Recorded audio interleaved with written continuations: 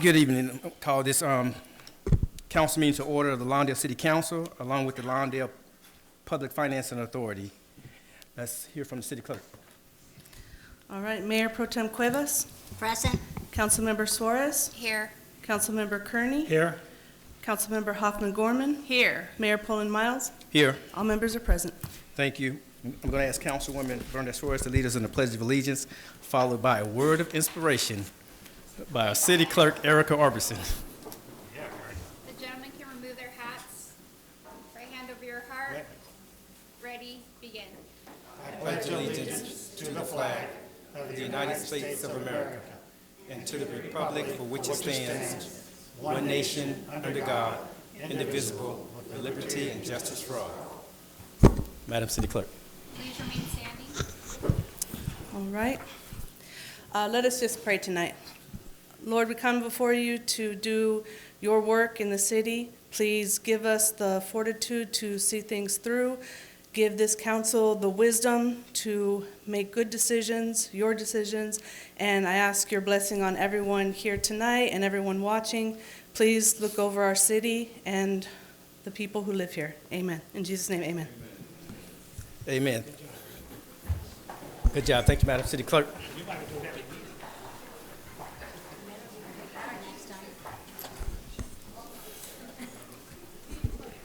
There we go.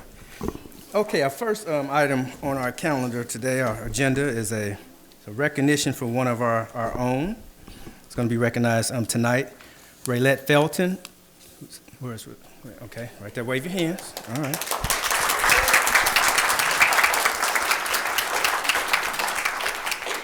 Ms. Felton is the City of Lawndale's Deputy City Manager and Director of Human Resources.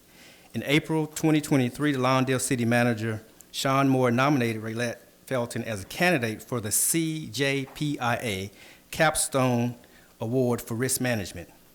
The Capstone Award is presented annually to individuals at a member agency who have best exemplified the practice of risk management by supporting risk management efforts, coordinating risk management goals and programs, and mitigating risk exposure to the agencies. The City of Lawndale is proud to announce that Raylette Felton, after her selection as a nominee, was then chosen as a finalist for the CJPIA Capstone Award. Ms. Felton's work in reducing and mitigating the city's risk exposure is recognized by this annual award by the CJPIA.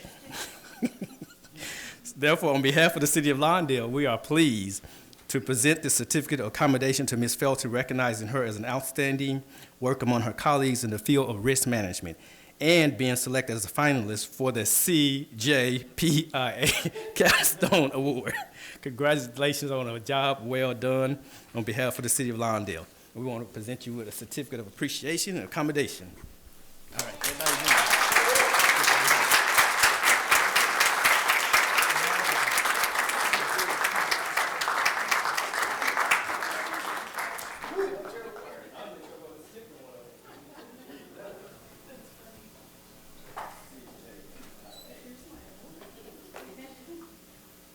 And that's the California Joint Public Powers Insurance. You would think I'm on the board, right? And this is her tiny little. This is my participation award. No, it wasn't. They did a whole program, and her name was on the big screen. Oh, yeah. And it showed all the wonderful work she's done in the City of Lawndale for reducing our exposure to risk, keeping our city manager in check, so he won't increase our ratings or what have you. We really appreciate all your hard work, and it just underscores that, that we appreciate it as well as the authority, because we all have to pay into this pool, right? That's what the authority is, insurance agency. But the city's paying to the pool when we reduce our risk. That's good for the city because it's reduced the amount of money we have to pay out for damages and claims and things of that nature. So we want to thank you on behalf of all of the residents here in the city of Lawndale. It has your name on it. I see it. Let's go. You got two titles here: City of Lawndale Deputy City Manager and Director of Human Resources. 2023 CJPIA Capstone Award finalists. Congratulations.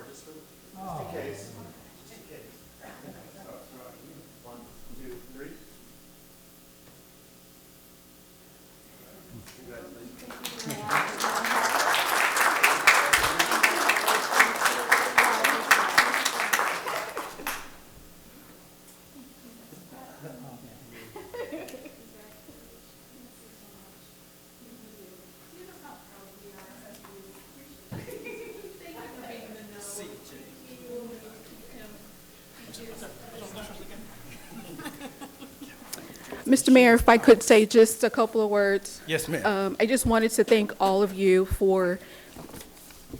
I just want to thank everyone, the council, city manager, city attorney's office, city clerk's office, public works. Like, really is a collaborative effort in managing the city's risk. And I'm just very proud and happy to be nominated for this award, but also I'm very proud of the city of Lawndale. So this is a win and a nomination for the city of Lawndale, not just me. So I thank you, and I appreciate the award and recognition. Thank you. Absolutely. Thank you.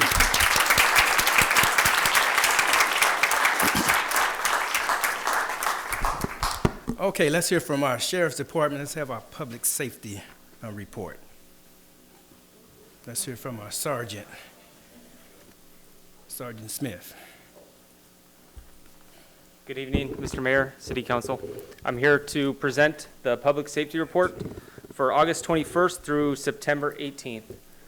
First, I want to start by saying a thank you from the people that work at the Lawndale Service Center. The gate project is almost complete. We're just making some finalized little improvements here and there. But I want to thank you for approving the project, pushing it forward. The city manager for fighting hard for some upgrades some last minute upgrades, and for Public Works for coming out and working with me. So thank you. Then on another note, the motorcycle deputy, he passed his qualification and he is now in the city monitoring traffic. I know that some of the citizens have already noticed him and made their observations and thanked him for the work that he's been doing. And in the 2 weeks that he's been here, he's issued almost 140 citations for moving violations within the city. So I think he's moving towards making the roads a little bit safer. Some notable investigations. Deputy Ian Fugino responded to the area of 164th Street and Fremont Avenue regarding a large party disturbance call for service. While at the service, he was flagged down by a bystander who stated that they observed the occupants of a vehicle commit a felony vandalism.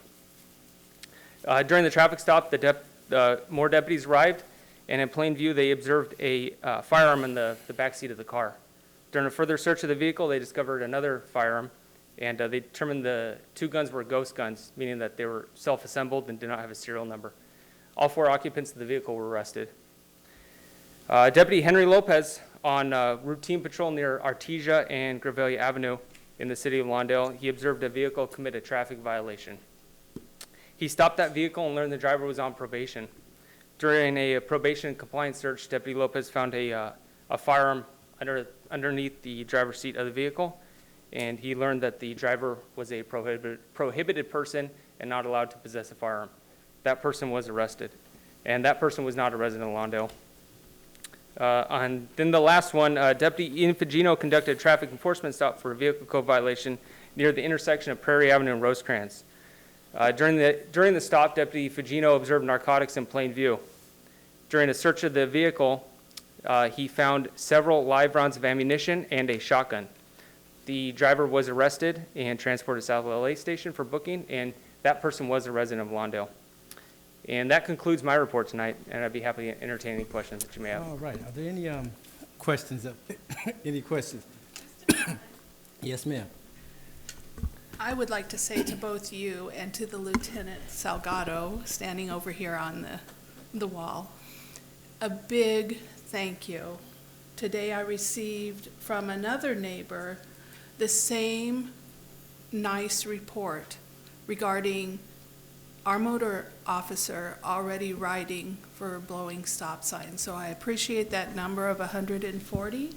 And I just want to tell you, Lieutenant, you are such an asset in our community. I am so grateful that you're here, and I feel energized again that now we can move forward. And even though we might not have as many officers on the road as what we wish, you're making a difference. So thank you for being here. Thank you, too. Thank you. Any other comments on the public safety report? Thank you for that report. Thank you, Sergeant. Let's hear from our LA County Fire Department. Brian Bennett is the Assistant Fire Chief.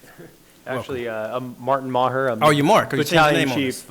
I'm taking in place of Chief Bennett tonight. Nice. Welcome. Good evening, Mayor and City Council members. This will be the public safety report for the month of August, from August 1st to August 31st. During that month, we went on 3 fires, 149 medical rescues, 1 service call, and 85 good intent calls. Those good intent calls encompass, it's kind of like a blanket of several things, which includes fire alarms, elevator rescues, investigations outside, and also wires down, stuff like that, where we'll refer to the proper authority, Edison, et cetera. And it also includes some emergency medical services that don't necessarily warrant any medical aid. So that's the good intent call. That's all I have as far as the stats. Anyone have any questions? Okay, are there any questions of the public The safety only report? question I have is, a few months ago, we were informed of the new service that is local and piloting, bringing out nurse practitioners onto the site so that they can be released without going to the ER. Is there any way in upcoming reports we can also have that included in those stats so that I know it's not based in Lawndale, but I'd sure like to see what our numbers are on those nurse practitioner runs that alleviate some of the congestion in our emergency rooms. Sure, and I'll request that next time. I know they've been alleviating a lot of the kind of the frequent flyer calls where it's the Yes. same person keeps calling, and they Yes. actually get really involved and they're actually able to do prescriptions to get people out of the ER, which is really helpful. So it's been taking a lot of pressure off of our local squad, Squad 21, 161, all the paramedic squads around here. So it's really been an asset. We have 3 of them in the county.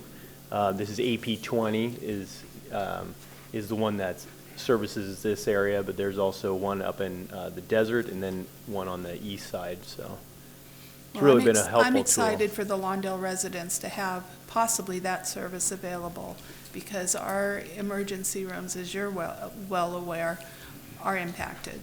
Absolutely. And so, to me, that is a absolutely outstanding program, and I hope that we get it permanently. Oh, that'd be great. I'll put in the request for Chief Bennett. All right, thank you. Any other questions? Very good. Thank you, sir. Thank you. All right. Next item on our agenda is oral communications. Oral communications where you have the opportunity to speak to this body on items that are not on the agenda, whether it be the Lawndale City Council or the Lawndale Public Finance Authority. If you'd like to speak to either body, we ask that you line up by the flag. And then when it becomes you can go ahead and stay there since you're going to be first. Line up by the flag, and when it becomes your turn, you can come to the podium. If you would, start with your name at about 2.5 minutes. The amber light will come on and give you the signal to start wrapping things up. You don't have to wait for your name to be called. Just simply approach the podium after the person that precedes you concludes. Yes, sir. Now we're good. Yes. Okay, thank you. Yeah, you're welcome. Thank you. Thank you, Mayor, honorable members of the council. I appreciate the opportunity to address you directly. I have 2 issues I'd like to mention that are of concern to me. My name is David Ross, R-O-S-S, and I have 2 issues that I'm interested in. Number 1 is housing density and whether or not the city of Lawndale has been able to comply with the Housing Accountability Act in terms of meeting the number of housing units necessary under state law and what the city's doing about that. The second issue I have is an issue that's a more localized issue. I sought today to receive information on permits and violations on a piece of property that is down the block from a property I own. And when I requested that information, I was told by the city that I had to file a public information request, which was fine, but I was told that it would take 10 days, and it was my understanding that when you ask if permits have been pulled or if there are violations, you're entitled to that information without having to file a public information request, because that's information that should be readily available to any person who has a concern and a need for that information. And I'd like to find out if, in fact, the city has a policy on that matter as well. So those are the two issues that I very much are interested in hearing from anybody in the council, mayor, or any of the honorable members of the council. Thank you so much for your time. Very good. Thank you. Thank you. We'll make some comments after everyone had an opportunity to speak. Thank you, sir. Yes, ma'am.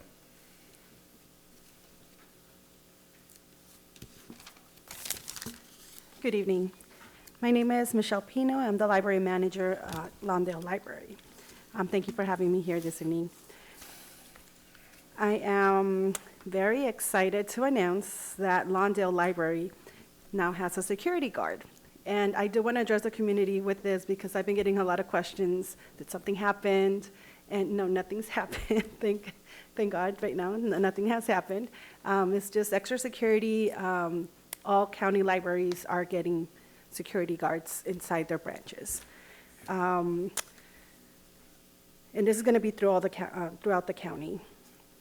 We've also hired a new librarian who will be working with teens in the community, and we're very excited about that because we've been without a teen librarian like for 2-3 years now. So we're excited to have her on board. Now through October 21st, we're inviting all students K through 12 to design a bookmark, and the lucky winner will be selected, and the bookmark will be printed and available at all LA County libraries. Story time for toddlers are going to be held Thursdays at 10 a.m. And September 23rd, I would like to invite the adults in the community to learn about the science of glass fusing, and that will be this Saturday at 11 a.m. As of last week, we've handed out about 600 student cards to the here in Lawndale, and we are working on getting all students in Lawndale a student card, and hopefully that'll be our goal. My goal is to have them by December, and this is pre-K all the way through 12th grade. So we're working really hard on that, getting that done. And it is you're asking, it is a little bit different than having a regular card. So on this one, you don't need parents' permission. They have, it's just a student, very basic, they have access to our resources online, and they can check out books. And lastly, I want to inform that the library is working really hard in closing that digital divide by offering on-site computer classes. And we also have digital assistants on site to assist our customers in person with tech support and assessing online resources.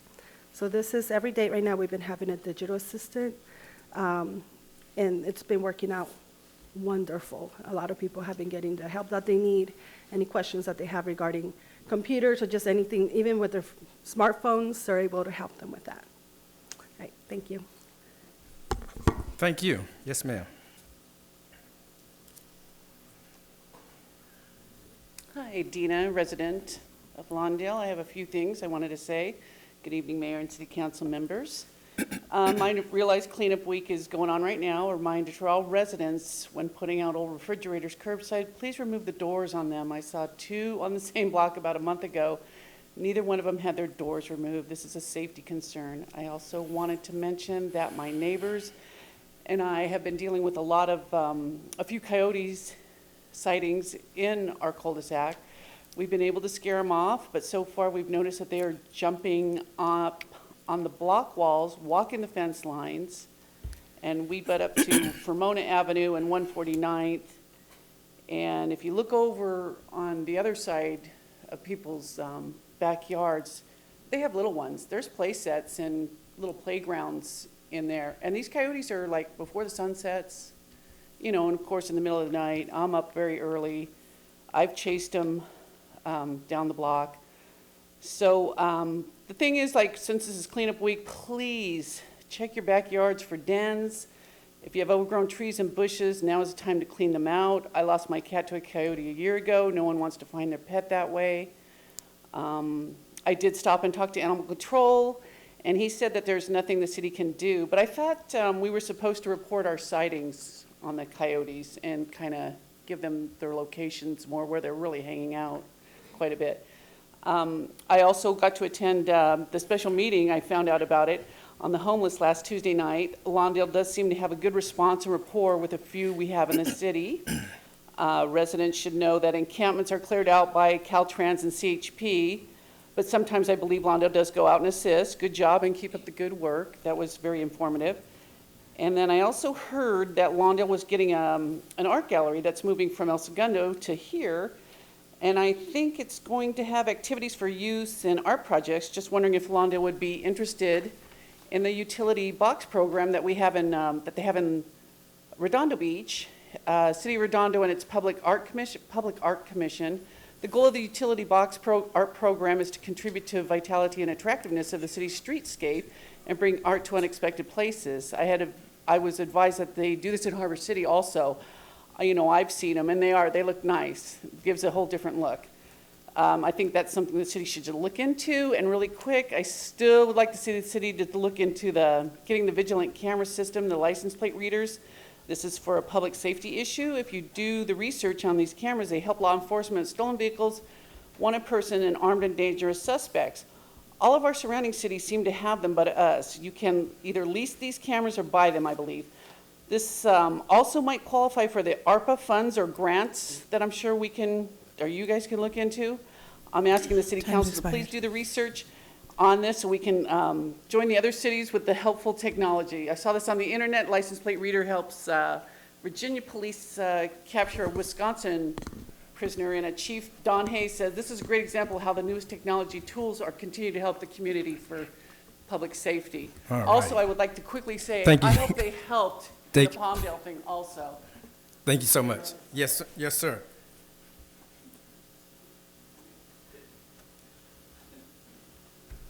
Randall Abram. It has been over 2 months since July 4th. I would like to know the status of the over 100 citations issued and how many have paid the $2,500 fine. How many citations have gone to the appeal process? At this point, the community should know that Lawndale is looking seriously at ending the use of illegal fireworks. Payment from these citations should go toward increasing law enforcement presence on July the 4th next year. In this digital age, it is now expected to receive news instantaneously. Obviously, the community has an interest in what is actually happening in their neighborhood, and Lawndale does not always provide information quick enough. Perhaps using media apps to alert residents of dangerous conditions should be considered. Years ago, at several council meetings, residents recommended the city establish a robocall system that would provide immediate information, but that fell on deaf ears. It is an improvement that the public safety reports presented each week by Sergeant Smith provide a layer of transparency as to the level of crime in the city of Lawndale. Not that long ago, the only information they provided was simply accounts of criminals apprehended as a result of traffic stops. Now residents are provided with current law enforcement activities along with the overall crime stats in the city.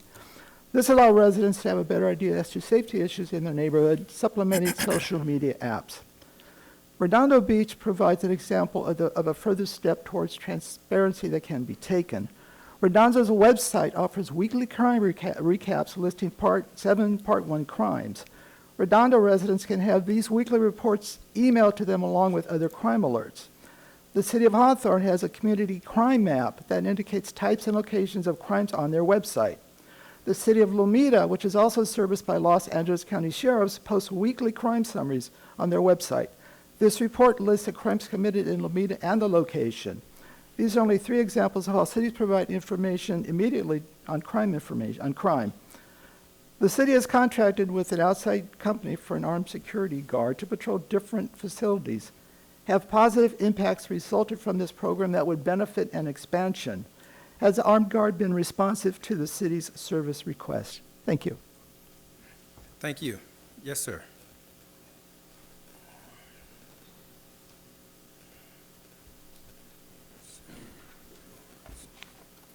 Bruce Milligan, 45-year resident. Mr. Mayor, council members, I hope that you received the email that I sent out about 3 weeks ago. I have a number of items on there that I wanted you to pay attention to. I want to first thank you for repairing the lights at the Hogan Park. That has made a big difference. And also the installation of the trash receptacle. That has also made a big difference. I think that your normal people who come out and open up the park every morning can tell you that that's made a change. Thank you.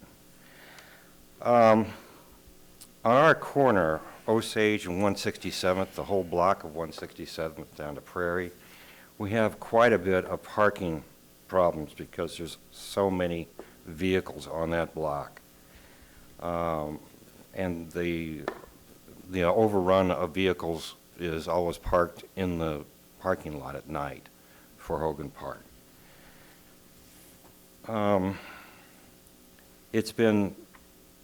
There's really not parking permits or anything that I know of, but the parking duration, parking limits for how long the cars are allowed to park there, I think you have already an ordinance about that. We have several times noted that the cars have been parked for 2 weeks at a time without being moved. And it would be advantageous to have your patrol come through and look at the cars on let's say, every 3-day notice or something. That way they could tell which cars have been there too long. Also, it looks like we have renting or car sales going on in our block. And we also have quite a number of limousines that are parked there all the time. Don't want to say anything about people doing business out of their own house or anything, but I don't think that's the place to be having it on our streets. They should have rented lots or something to have their vehicles on. Also, I'd like to point out that the sprinkler system still has not been repaired on the north side of Hogan Park. I did notice that there was a group of Caltrans that they had 4 trucks and a pickup truck down at the south end that I noticed on the 11th of September.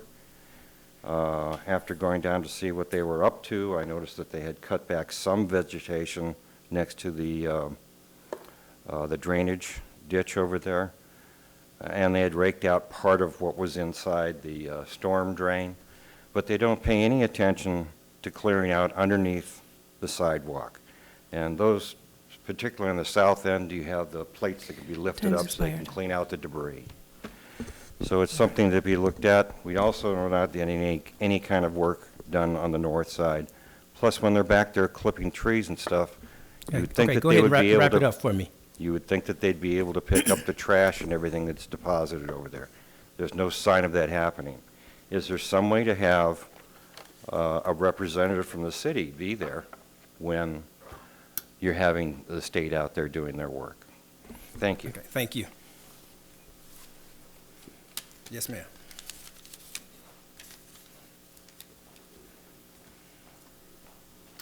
Good evening, esteemed members and City Council and fellow community members. My name is Monica Padilla, and I stand before you today once again to bring to your attention a pressing issue that has become an undeniable fact in our city. We are here to discuss the mishandling of citations, violations of due process, and the urgent need for accountability within our municipal system. One of the primary concerns we wish to address is the untimely issuance of citations. Many residents have reported receiving citations just days before they are set to expire, leaving them with a severely limited time frame to respond or even contest these allegations. This practice not only places the undue burden on our citizens, but also raises serious questions about the city's commitment to fairness and transparency. What is even more troubling is the fact that, in many cases, individuals are told that they must pay the citation before they can contest it. This places individuals in a stressful catch-22 situation, making it impossible for them to exercise their right to a fair hearing. Furthermore, we have discovered a significant deviation from the established municipal code, especially Municipal Code 8.12.20. This code states that deputies will issue administrative citations to people caught in possession and in use of illegal fireworks. I confirm that this municipal code was passed to prevent harm to property, oneself, or others. This raises concerns about failure to follow protocol In cases, citations are being issued to property owners rather than the individuals responsible for the misconduct. This places a financial burden on innocent property owners. Additionally, the lack of accountability and transparency within our system is deeply concerning. When residents request hearings to contest these citations, they're often faced with the wall of silence from the city departments. Checks are cashed, but responses are scarce, leaving residents feeling powerless and aggrieved. In light of all these concerns, we are compelled to make a request. We ask that the city take immediate steps to refund the citations wrongfully issued and paid by residents or owners. The city practice of demanding payment and threatening of a lien being placed on the property if not received before allowing to contest citations of $2,500 or more is fundamentally unjust and must be rectified. Our intent is not to assign blame, but to implement justice. Our city is built upon the bedrock of principles that demands fairness, accountability, and due process, and it is our collective responsibility to uphold these values. We implore the City Council to act decisively on these matters, restore the faith in the municipal system, and guarantee that all residents are treated justly and with respect. I strongly believe that together we can forge a stronger community for everyone. Thank you for your time, and I look forward to a positive outcome on these concerns. Thank you.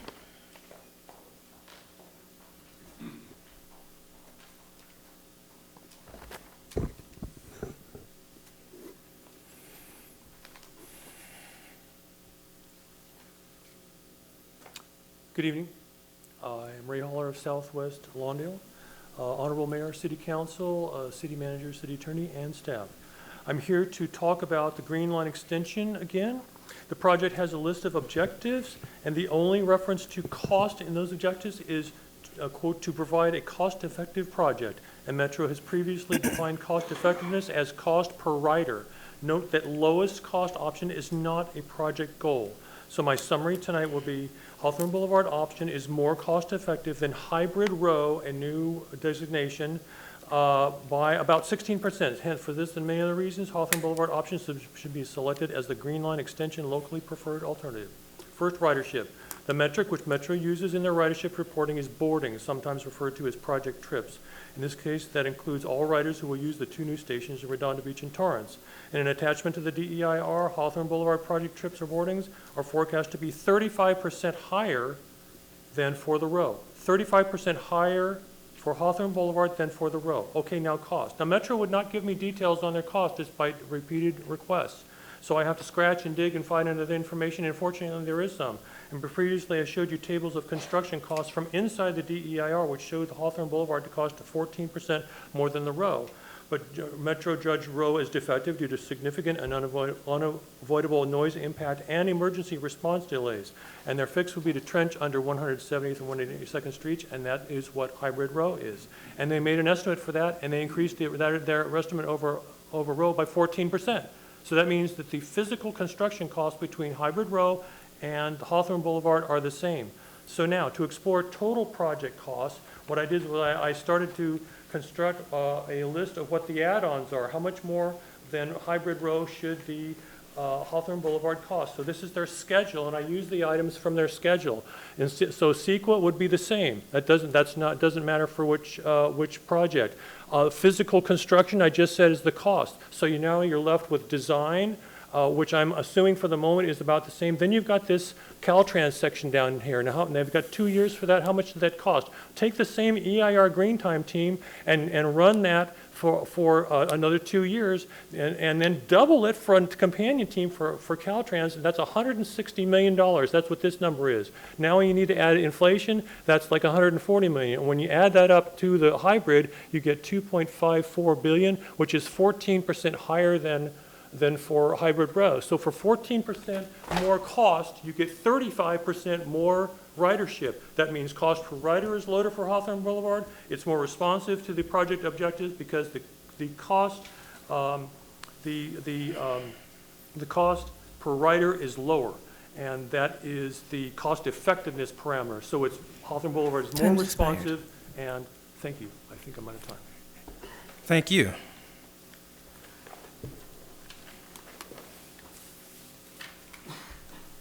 Okay, with that, we will close public comment and bring up to the diocese for any comments from the council. Let's start with Councilwoman Hoffman Gorman. Thank you, everyone, for coming out tonight to speak. We really do hear you, and let me try to get some answers for some of the questions that you have all raised. First off, Mr. Ross, let me have our department head, Jared, explain your concerns. Thank you, Councilwoman Hoffman. Today, Mr. Ross did come into our office, and we weren't able to give him information because there is an open code case right now. And if I'm not mistaken, Attorney Greg, we're not allowed to give out that information while it's open? When a case is in the midst of being investigated, we have to take a look at the file and determine what can be handed out and what has to be redacted and what has to be withheld. So, as I say, and as the director or the manager said, when there's an open case in progress, we have to be a little bit more cautious than when everything is closed. So, yes, she followed proper protocol. And we did tell Mr. Ross that he can go ahead and submit a public records request so that we can actually get together the information that we're allowed to give him. All right. Thank you.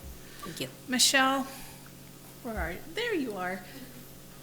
Always exciting to hear about the library. My only question is that security officer going to be present the whole entire hours?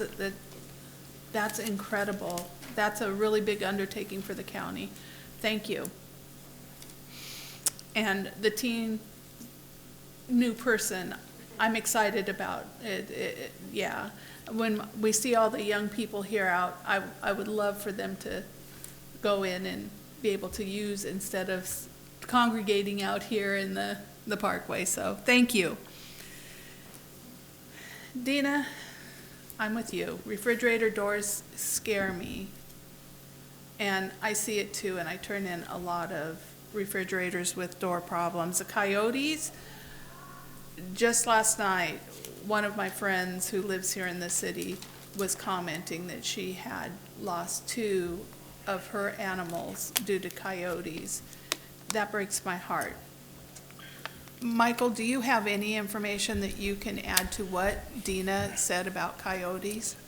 Thank you, Councilwoman. Yeah, I can speak to Dana about that. I would like to know which officer she spoke to, because we do have protocols that we follow regarding coyotes, including just tracking them and knowing where they're at. And we did pass the coyote management plan just a few months ago, so there are protocols in play. Do we have like a hotline number or something to report coyotes in the area? Just the office, just animal control number, so they could call, and then after hours they could leave a message. Obviously, we don't have anybody on overnight for that particular thing, but if it's a danger, they can always call the sheriff's department. If the coyote's just walking, then there's not really much to be done. But again, we do want to know about the coyotes, so we do take calls and we get messages overnight, and we do log them, so we know where the coyotes are. All right, well, thank you. And as far as homeless, I have to agree with you. Lawndale does an incredible job, and they do have a very good rapport with our homeless individuals that are here within our city. I'm very proud of the work that we do of offering services and to try to assist in those matters. So I'm in agreement with you. As far as your art project, that's something interesting. And again, maybe that's something that we could talk as a council and have YAC look into, the youth organization. Maybe we could run it like something, I'm thinking off the top of my head, how about a school contest for, whether it be high school or junior high, but it would be interesting. And I'm wondering if they could do something on it so that graffiti or stickers wouldn't mess up that artwork, because that's my first initial thoughts on those. License plate readers. As you're aware, I am 100% on board with license plate readers.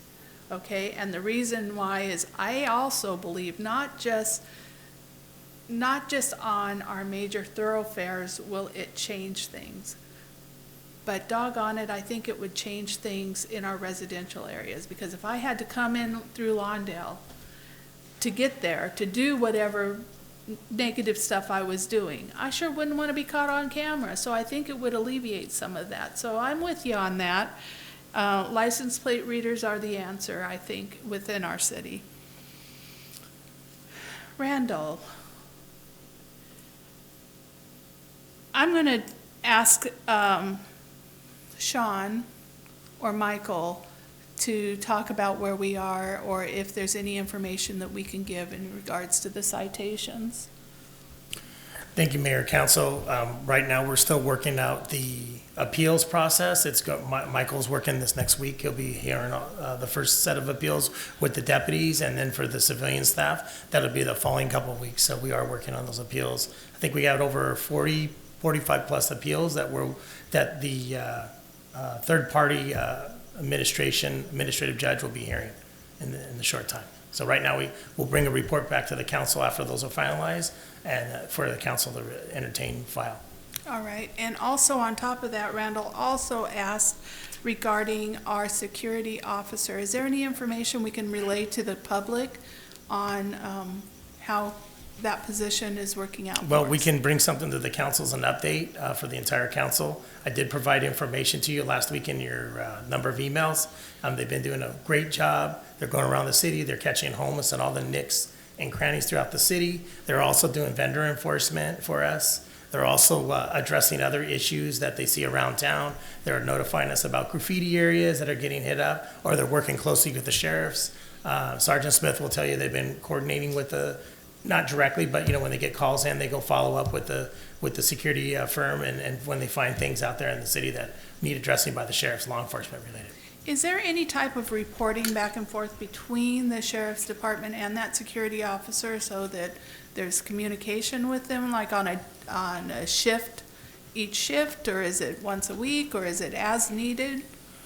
I believe Michael Reyes works with with MSD. He's coordinating everything with Southwest Patrol and the Sheriff's Department. All right. Thank you for that answer. I hope that helped. Mr. Milligan, hi. Thank you for being here today and bringing up that park again, Hogan. I happen to drive over there quite a bit. I'm going to ask Leah in a second she's our director, and I would like for her to respond to your requests on the issues going on Hogan Park. I will tell you, I live right next door to the 405 freeway, and I have issues with Caltrans as well, and the things that are going on there, and the timely manner in which things have happened. So Leah maybe can address that too. I communicate with Leah, I communicate with Sean on the issues with Caltrans. There is a lot of work here in the city of Lawndale that needs to be accomplished for those of us that live right next door to the freeways. My own particular house was infested with mice earlier this year when it started raining, and I'm just now mice-free. So Caltrans is a problem and kind of a pesky neighbor for many of us. And when you started talking about the sprinklers and such, the first thing that came up to me, and maybe Leah can add this to it as well, is we have a lot of standing water around town. And I'm thinking of the storm drains over there at the park. Is vector control coming out and servicing and seeding those places for mosquitoes in that standing water? Because that's one of the issues I find when I'm over there. One of the first things I do is look in that storm drain to see how much standing water there is. It's just sitting there stagnant. So that's when. I see them twice. So if you could respond, that would be great. So for Hogan Park, thank you for the comment about everything that's been fixed.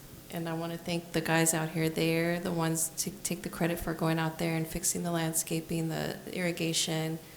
As far as the sprinkler on the north side, as far as I know, they did check it, but I'll have them check it again. The The last time they checked, everything was working fine, but we will go out there tomorrow and check. As far as Caltrans, they've been more responsive lately when I ask them to come to the Caltrans right away and clean up. They've done a pretty good job of removing some homeless encampments on 166th and in that area of the 405. As you mentioned, they did come out and cut the weeds over at the storm drain there by Hogan Park, but I'll reach out to them again and just make sure they do a more thorough job. As far as vector control, since it's in the Caltrans right away, I'm not too sure about that information, but I'll get back to you once I find out more about that. I appreciate it. I'm just concerned about residents that live close by. And I know me living next to the 405, but I don't have that storm drain sitting there. I can tell you, just in the last 2-3 weeks, the number of mosquitoes out and around has definitely increased, and that makes me more concerned about the people that live around that Sure. standing water. Sure, we can look into that. And the last thing about having a city rep go out when Caltrans is out there, I can get a little more detail about when they're there. They usually give me a roundabout figure of when they plan to be there, but they never give me an exact time. So I'll try to get a more definite time so we can make sure somebody's out there. And I believe if... Thank you. Sure. Mrs. Padilla, regarding your firework concern, I don't think it is improper to say, but Lawndale wants no illegal fireworks here in Lawndale. That's why they're illegal. We don't want them there. We have publicized and publicized and publicized, and I can tell you by my own experience, I have a young daughter and her new husband that have just rented a place in Lawndale, and I was happy to see that their landlord actually stuck a notice before the 4th of July, about the 1st of July, it came on their door stating, if you are using illegal fireworks, consider this, you're going to be asked to move. We have got to stop these things. They are dangerous. They are causing problems for people with breathing difficulties. There's many reasons why these things have to stop. And that is why it is as costly as it is for that fine. I'm going to ask Sean, is there anything else you would like to say regarding fireworks?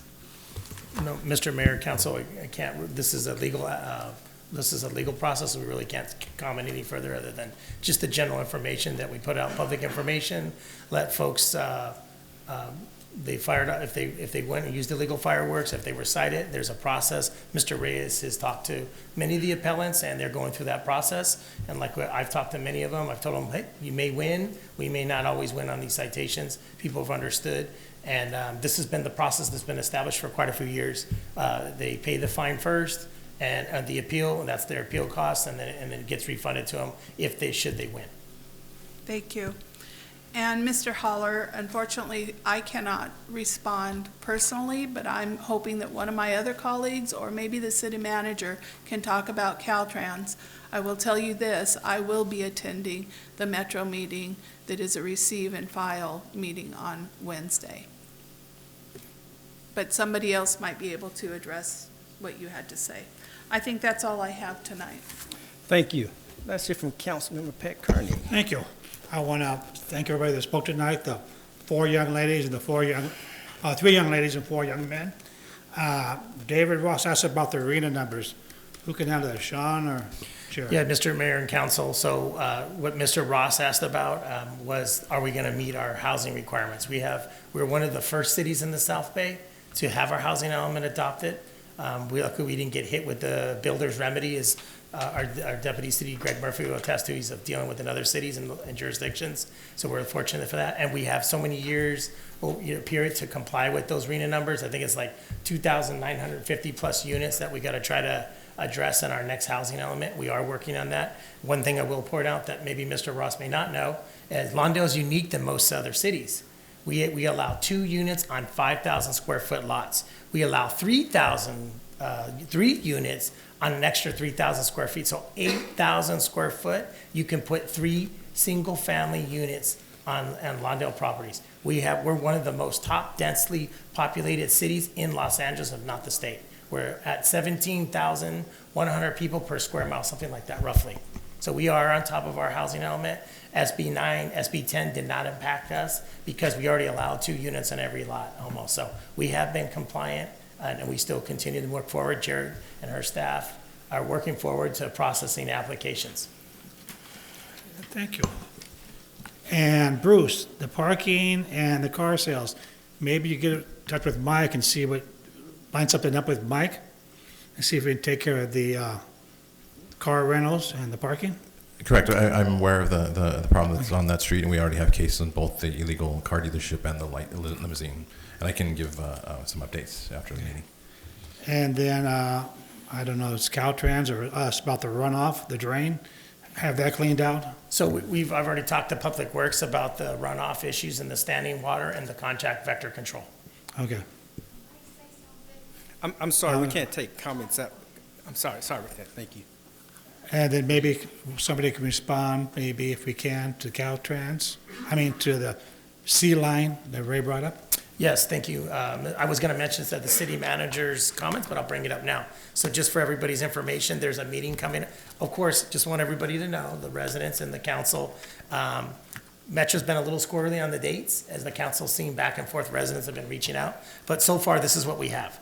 The meeting coming up, it's a Wednesday, September 20th, 2023, at 1 p.m. at the Metro Planning and Programming Committee meeting. It'll be in person. You can go down to the Metro, or it can be online. It's on both.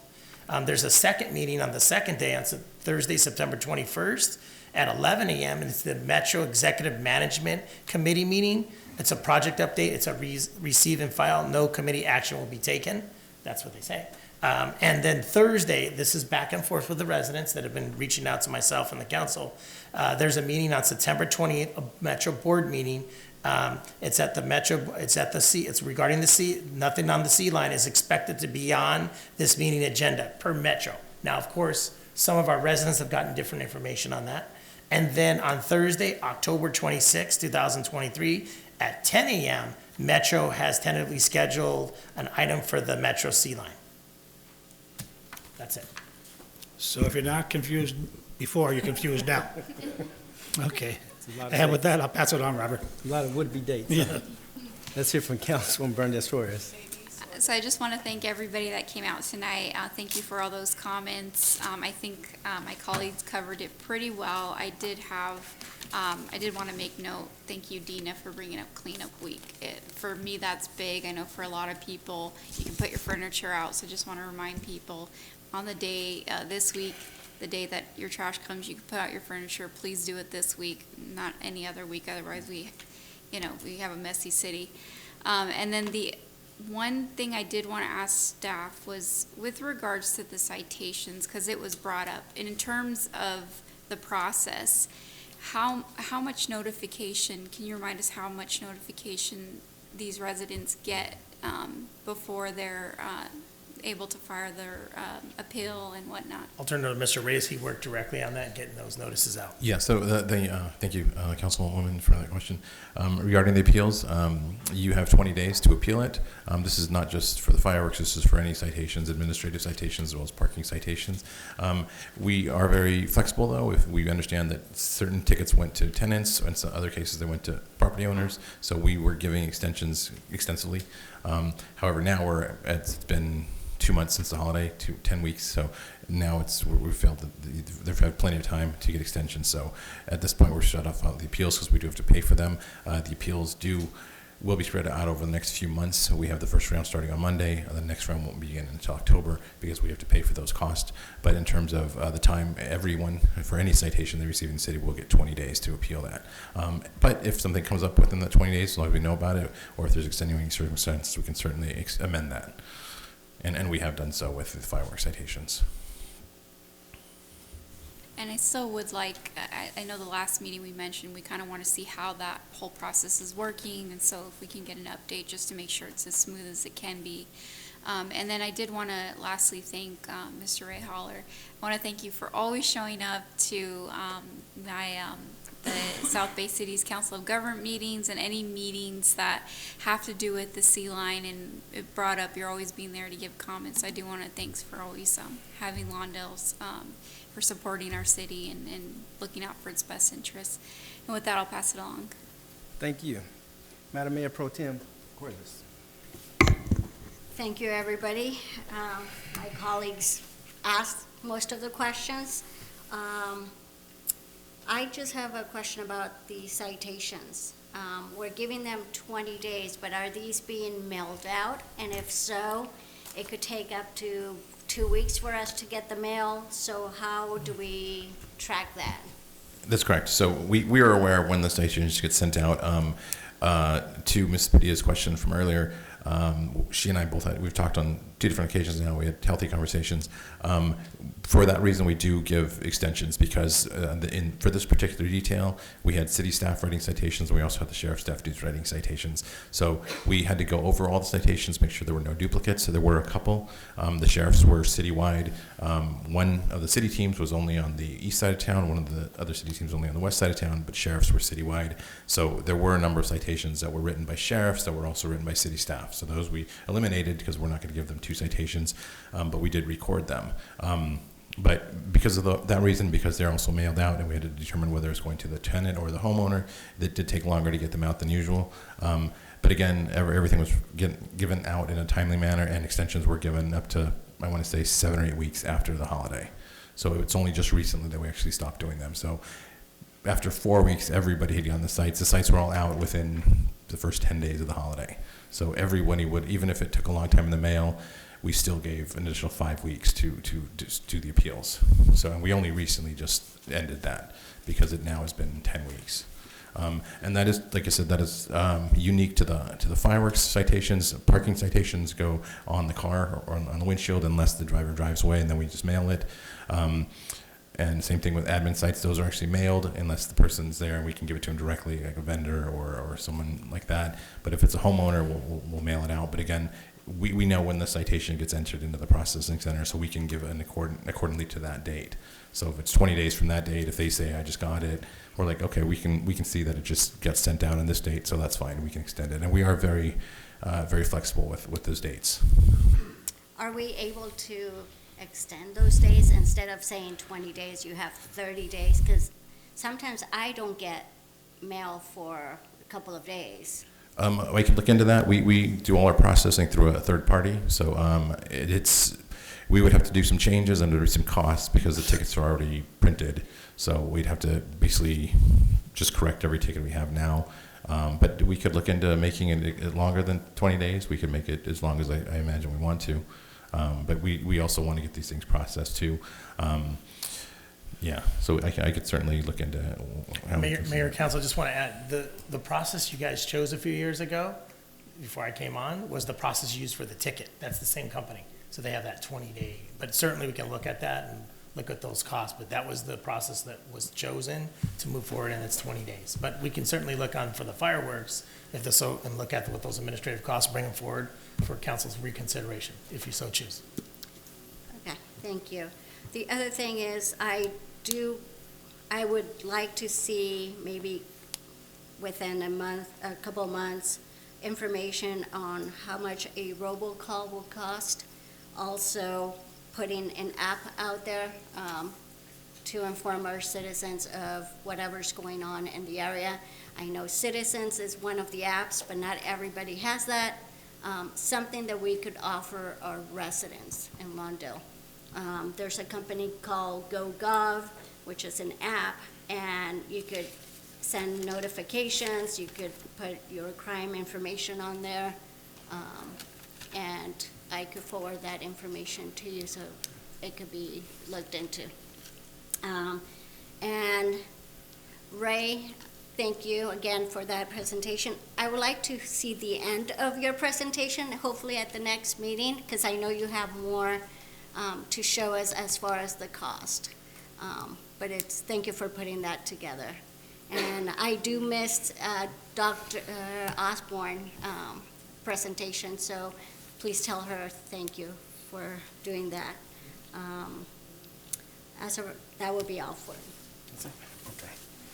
I want to thank everyone who came out tonight and those who spoke. I want to thank you for all your comments and your input. I want to just address, I won't repeat some of the items that my colleagues have already went over because I am in agreement with those comments. I do want to recognize and thank David Ross, if he's still here, for bringing up the RENA numbers. Just a little information on the RENA numbers. That's the regional housing allocation, which is set by the states through a state agency. Here in the city of Lawndale, you heard the numbers. Our RENA numbers is really pretty high for our communities. We were never really satisfied with our RENA's numbers because we believe that that the SCAG has put an unfair burden on the city of Lawndale to meet these numbers, and it's going to increase the density in our community like we've never seen before if we were to make those numbers. Now, the good news is this is a good faith effort. As long as the city makes a good faith effort to meet these numbers, we're in good standing with SCAG and with the state housing department. And of course, we will, to that degree, try to meet these numbers as best as we can. We recently made some modifications to our housing, as it was indicated, specifically along Hawthorne Boulevard. As you may know, the state is allowing for more density on major corridors and Hawthorne Boulevard being one in our city. So at some point, you may see some more development along Hawthorne Boulevard. I'm going to talk about one project without mentioning a project that could be a project along Hawthorne Boulevard that you may see a sign on one of the buildings on Hawthorne Boulevard that's giving you the impression that it's going to be a homeless shelter. There is no project for a homeless shelter, unhoused shelter.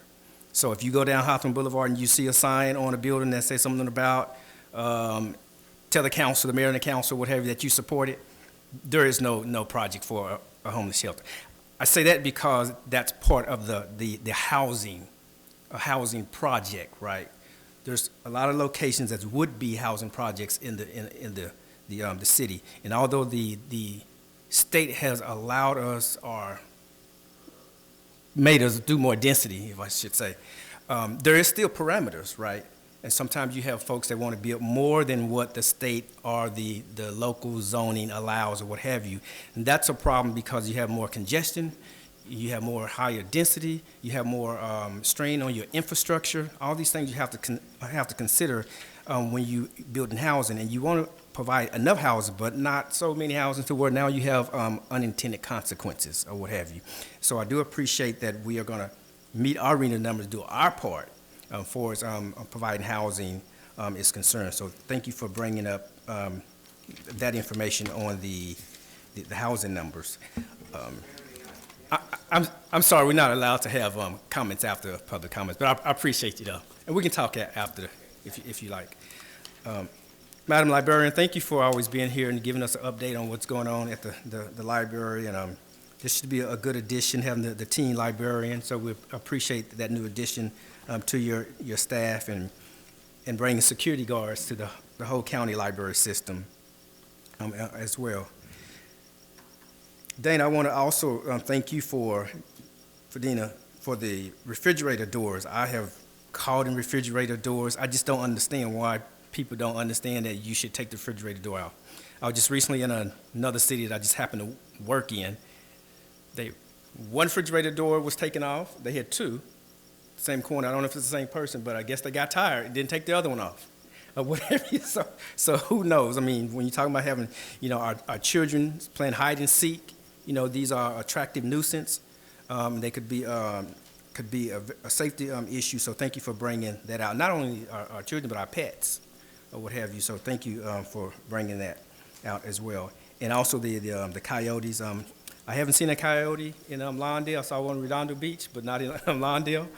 I do have a cat, and it's an in and outdoor cat, so that brings concern. When you said you had your cat, a coyote got a total of your cat, so that's a concern. And speaking of the art program, the utility box, a few years ago we did have a proposal through our Arts and Public Places program to do utilities, decorating utility boxes. There was some issue, I can't recall what was the holdup on it. It had something to do with Edison, You know, of course, you got to get permission, of course, because these utility boxes are not owned by the city of Lawndale, right? They're owned by Edison or whomever the power company, you know, may be, you know. And so we would have to partner with, you know, with Edison. But that's a great idea. We looked at that. I do thank you for raising that issue. Maybe we can revisit that issue. And yeah, you're right. And Councilwoman, you spoke about people not putting stickers or graffiti on it.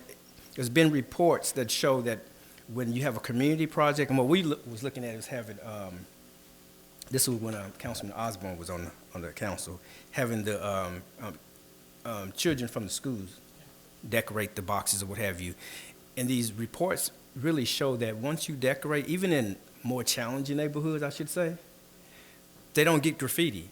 You know, once it's a community project, because that's someone's, you know, daughters, you know, son, someone's child, someone's brother or sister who put their work into that graffiti. And so because of that, you very seldom see vandalism of those boxes once you put graffiti, once you get the art on it, stuff like that. So I believe it's a wonderful idea, so maybe we can revisit that idea. So thank you for bringing that up. Randall, you mentioned the robocalls. I'm not sure what happened to that, because we did mention about doing some type of alert system, so I'm in favor of having some type of alert system. We do know that the school district, of course, have one. If you have a student enrolled in school, you get notifications when things are happening at school, not necessarily just, you know, emergencies, but in general, including if your child is tardy. That's the one I usually get. But they do have those systems out there, so you know, I'm in favor of us looking into that as well. Bruce Mulligan, thank you for bringing up the issues at the park, and also the car rental on streets. If you go down Inglewood Avenue, and contrast that with our side of the street versus Redondo Beach. So Redondo Beach, you'll see, and particularly today, so a lot of cars for sale, right? And historically, you had a lot of cars for sale on both. And the cars move from back and forth and back and forth. So a few years ago, we addressed that, at least that stretch, a street, because we have a lot of problems, what have you. You don't really see that anymore. I'm not going to tell you why, but you don't see that anymore. And so I'm saying that we take a look at that. That area in particular, and any other area that we see a proliferation of cars and other vehicles for sale, and see if we can abate that problem as well, like we did on Inglewood. Okay, only 10 more. No, just 2 more.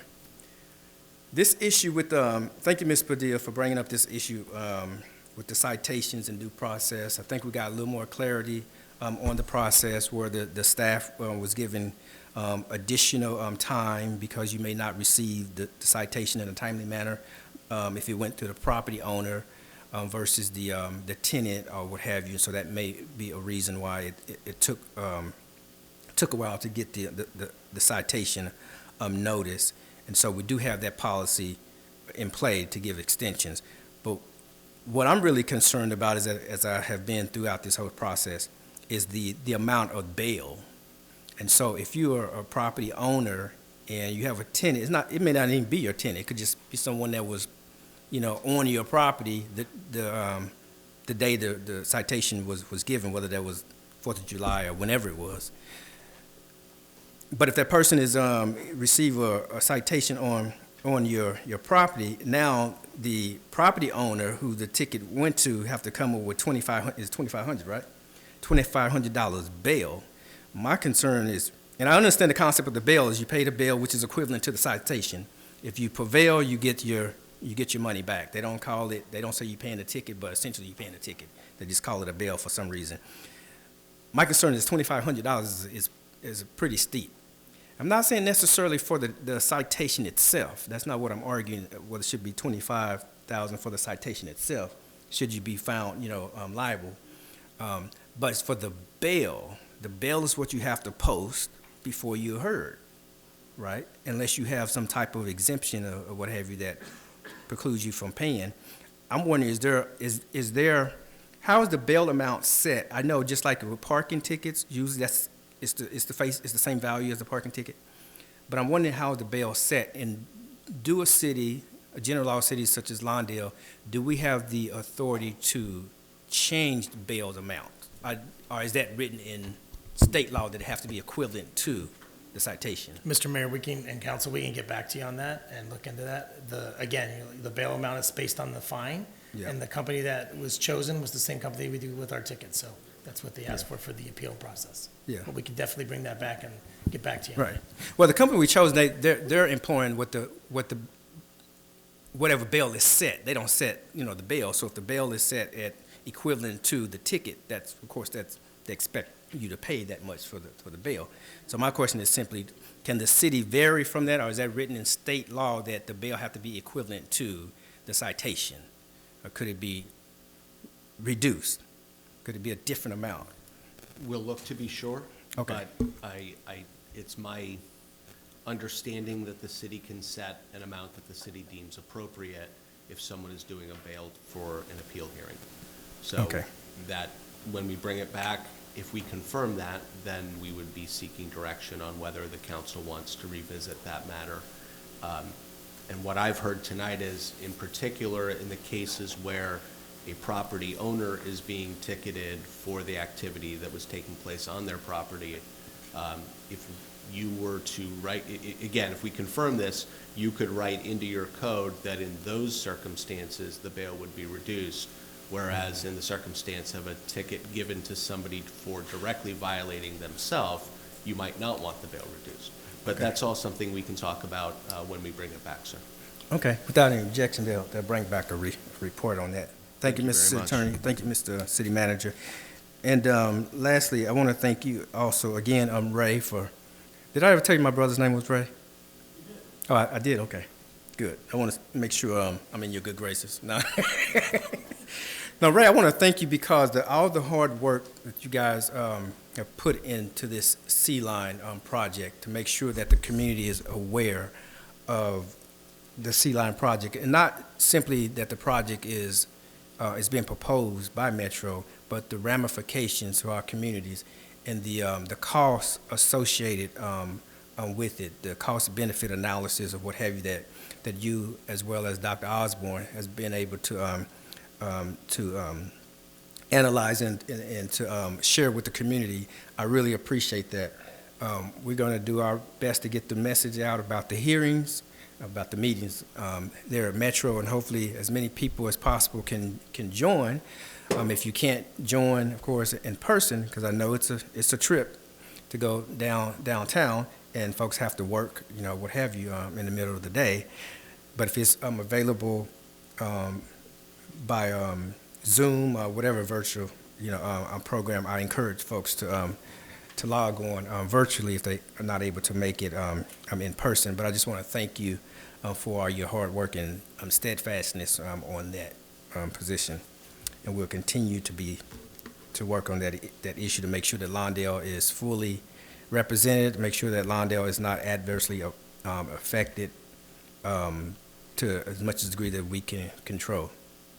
Thank you so much. And with that, I will close my comments, and that would be the public comments.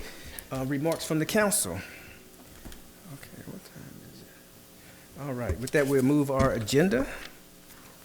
Next item on the agenda is the consent calendar.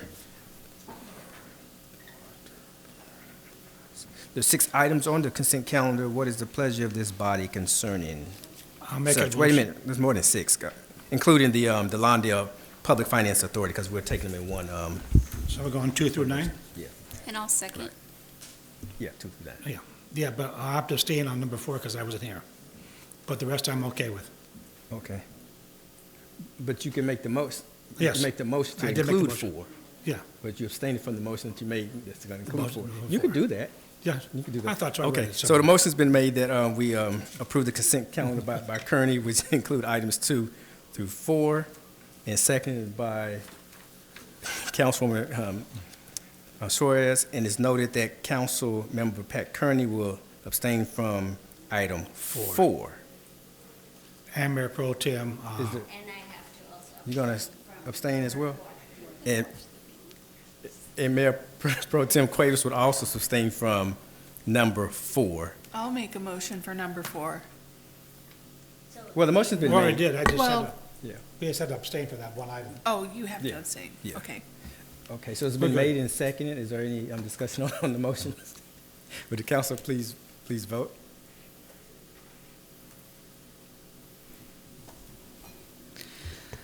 Okay, for the consent calendar, the motion passes unanimously with Council Member Kearney and Mayor Pro Tem Cuevas abstaining from item number 4.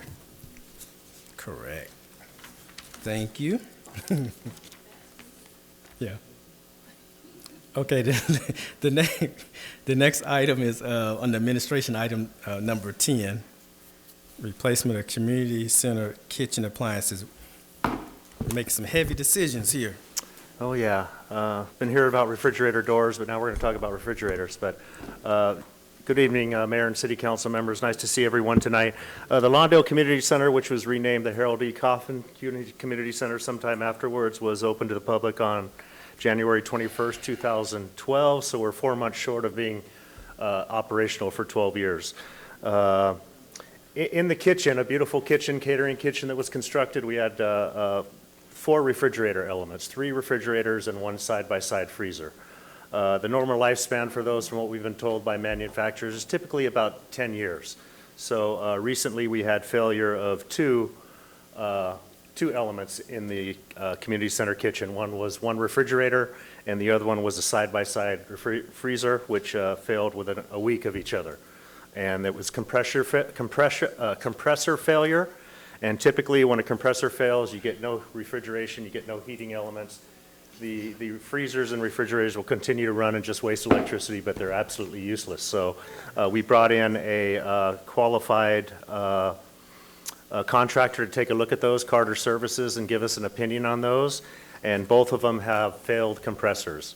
So in looking at our options, we learned that to replace 2 compressors is approximately about $3,500 to $4,000, with about $1,000 to $1,500 in labor costs. So we were $5,000 to $6,000 was a fair estimate to replace those 2 compressors. So and the contractor also said that you know once you get after 10 years, it doesn't make sense to replace the compressor because the units are so old that it's a very high probability that it'll happen again. So we just saw that as a waste of money. And we'd really like to maintain the, the inventory of the community center and the aesthetic value of the community center. You know, when it was built with, especially with the kitchen, a lot of high quality, really good appliances. And these freezers and the refrigerators in the freezer are Charleston commercial refrigerators, very, very high level. I can't say they're the best in the world, but they're very, very high level appliances. So we gathered replacement quotes for 2 new like units, and Action Sales in Irvine, California came through as the lowest quote at $10,626, with some other nominal charges such as $80 for delivery, $60 for removal and haul away and recycling, and then sales tax of about $1,100. So that was our lowest quote. We had 2 other quotes that were higher. Actually, we had about 4 or 5 quotes that were higher. We just took the top 3. Chef's Toys in Los Angeles, who, by the way, did some of our stuff for the community center when it was originally built, came in about $1,500 higher than Action Sales in Irvine, and then Culinary Depot in Las Vegas. And these are all very exact models. We're comparing apples to apples and not apples to oranges. So Culinary Depot in Las Vegas came in at about $4,000 more expensive for those. So the total cost for to replace 1 reach-in refrigerator and 1 side-by-side freezer, which essentially is 2 freezers, although it's 1 unit, is $11,869.52. Now, our equipment replacement budget in my department is only $10,000. So this, even our equipment replacement budget wouldn't cover this expense.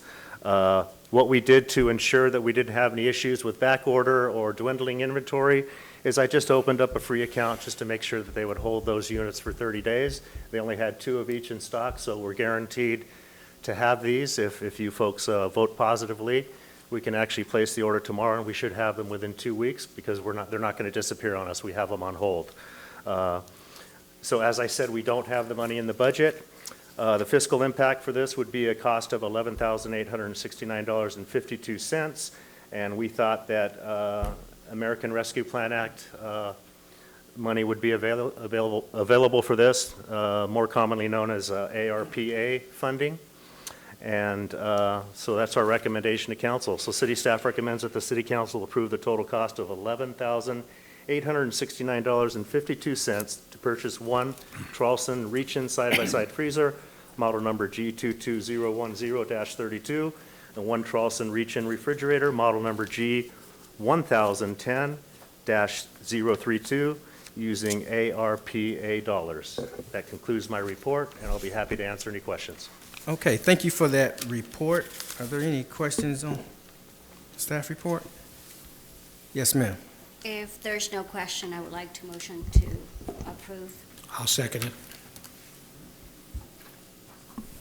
Okay, the motion has been made by Cuevas to approve the staff report and the recommendation, and seconded by Mr. Pat Kearney. Is there any discussion on the motion?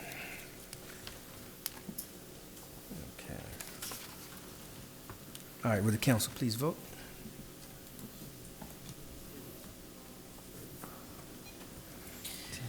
For item number 10, the motion passes unanimously. Thank you. Thank you. Item 11, appropriate funds for the removal and replacement of diseased palm tree. Yes, Thank ma'am. you, Mayor and City Council. Item 11, 12, and 13 are mine, so I'll try to be brief on these. Number 11 is to appropriate funds for the removal and replacement of diseased palm trees on the East Manhattan Beach Boulevard median. So on the east end of the city on Manhattan Beach Boulevard at Prairie, there's a median that originally had 3 palm trees. In 2021, a report was done which found one of the palm trees to be diseased, and it failed. So now in 2023, we ran another report on the trees and found the other 2 to also be coming diseased as the first one. So for the safety of the city and for the aesthetics of the area, we would like to remove those 2 palm trees and replace them with 3 new ones. So the recommendation is that the city council authorize the funding of, it's actually $106,000 even, for the removal and replacement of the palm trees within the west median at Manhattan Beach Boulevard and Prairie Avenue intersection. Staff also recommends that the city council award a construction services contract in the amount of $106,000 to the lowest bidder, Moon Valley Nursery, for the removal of the existing 2 palm trees and planting of 3 new date palms. And we actually did get 3 bids on this, and Moon Valley Nursery was the lowest bid.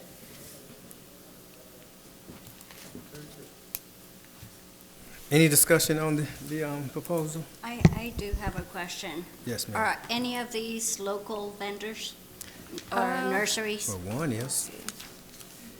Moon Valley is in Torrance. But Lawndale, because there is a nursery in Finley's, Lawndale. Finley's is in Lawndale. Okay. Mm-hmm.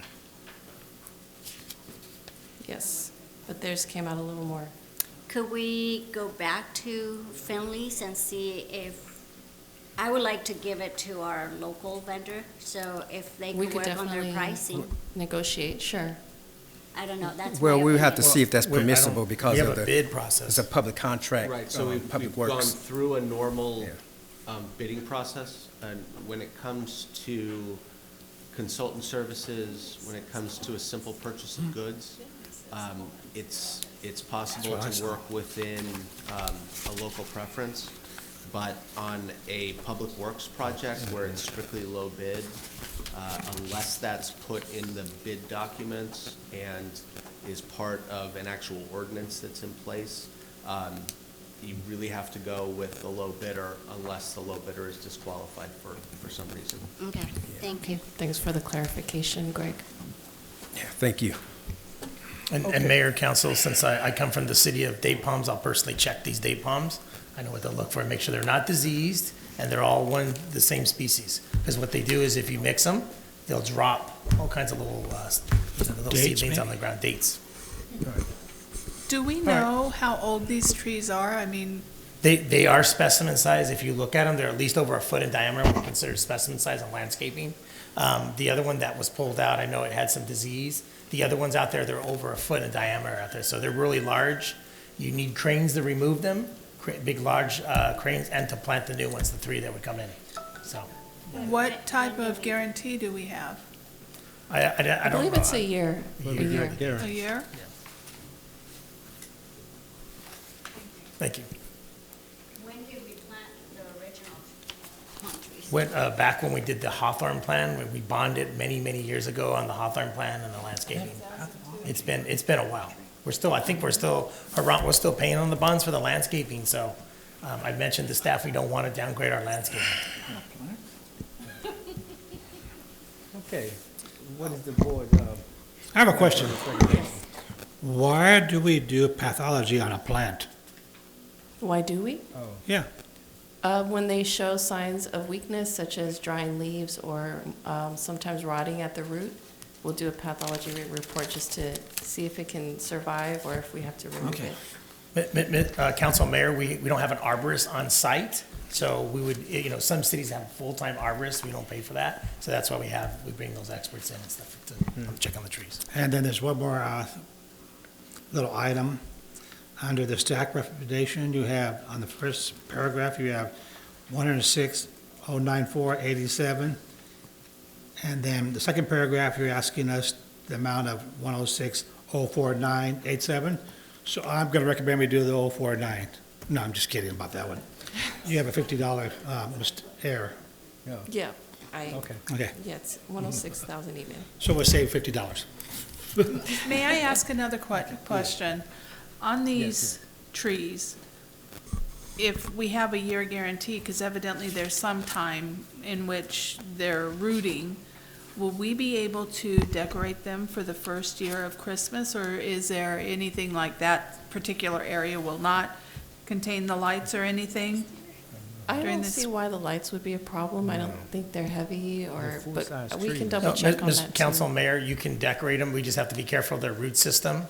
These dates are generally grown out in the Coachella Valley, so they're what we call, they're in large boxes, 36, 48-inch box-sized trees. They're pretty mature, so they can withstand the planting and lights if we need to put lights on them. I definitely had mentioned to Public Works about adding the lights on the trees.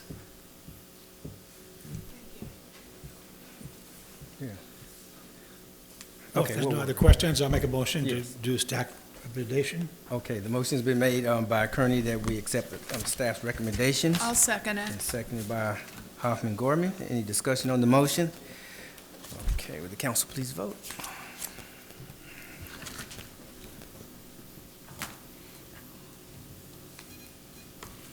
For item number 11, the motion passes unanimously. So I want to pay 106. Okay. Item number 12, notice of completion of City Hall and Public Works Department's roof replacement project. Yes, so we completed the roof replacement here in City Hall and at Public Works, and it included 2 buildings in Public Works. Each one has a 30-year roof warranty from the Garland Company. So once this, with the hurricane that just passed and all the storms, everything checked out, there's no leaks. Everything looks good. So it is the staff's recommendation that City Council accept the project completion by ERC Roofing and Waterproofing for the City Hall and Public Works Department roof replacement project. Authorize staff to file the notice of completion with the LA County Registrar Recorder County Clerk's Office, and authorize staff to release the retention in the amount of $23,028.29 for the City Hall and Public Works Department roof replacement project.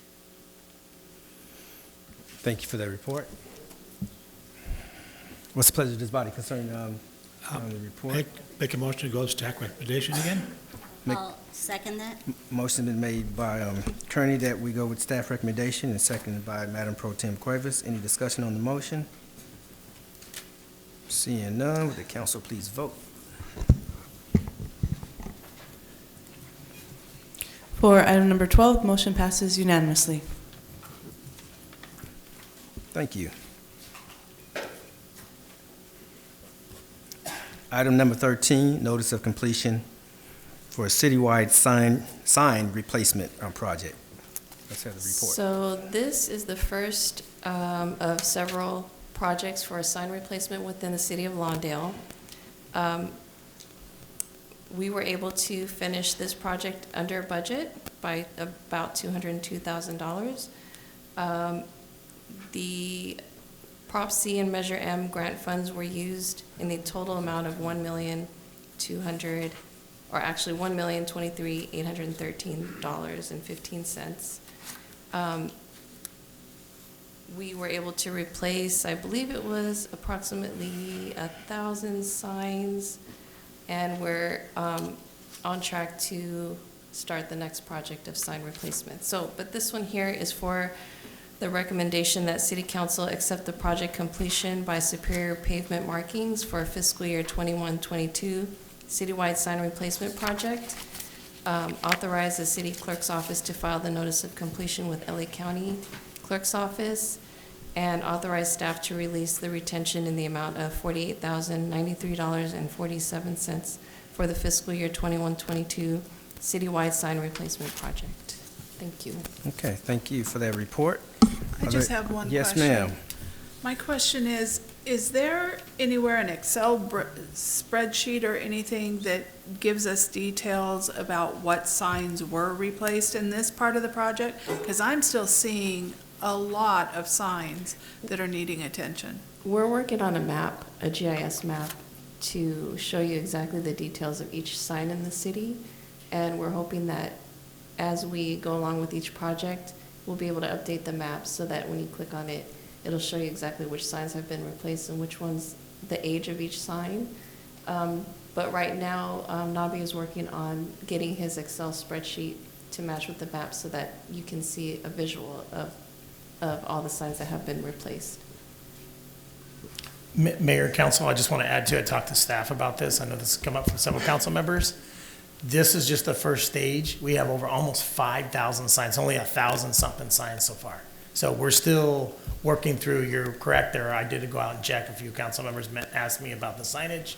We are still working through that. And by the way, this doesn't even include the funds, the $1 million that we received from Congressmember Waters' office. This is already stuff that you guys have already basically approved when Julian was here, when he first brought the whole comprehensive project to you. So we're still working through that. So there's still going to be a lot more signs replaced throughout the city.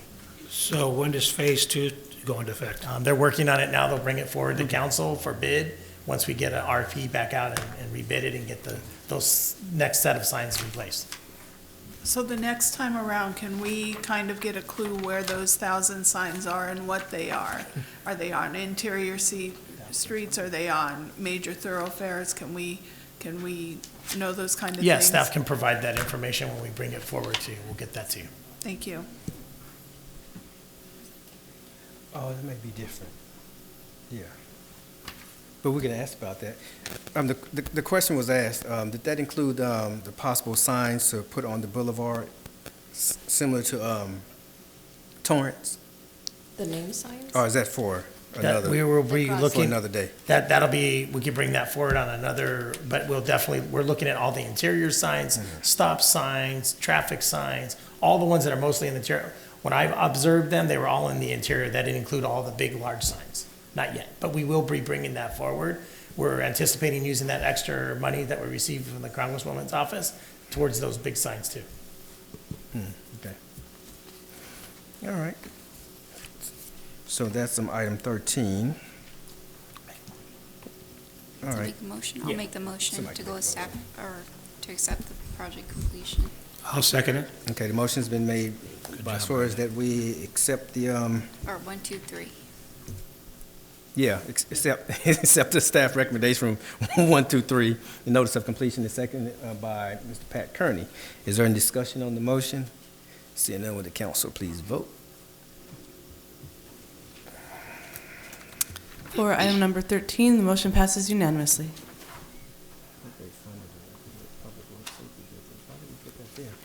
Okay, next item's item 14, consideration of Senate Bill 329 regarding city council compensation.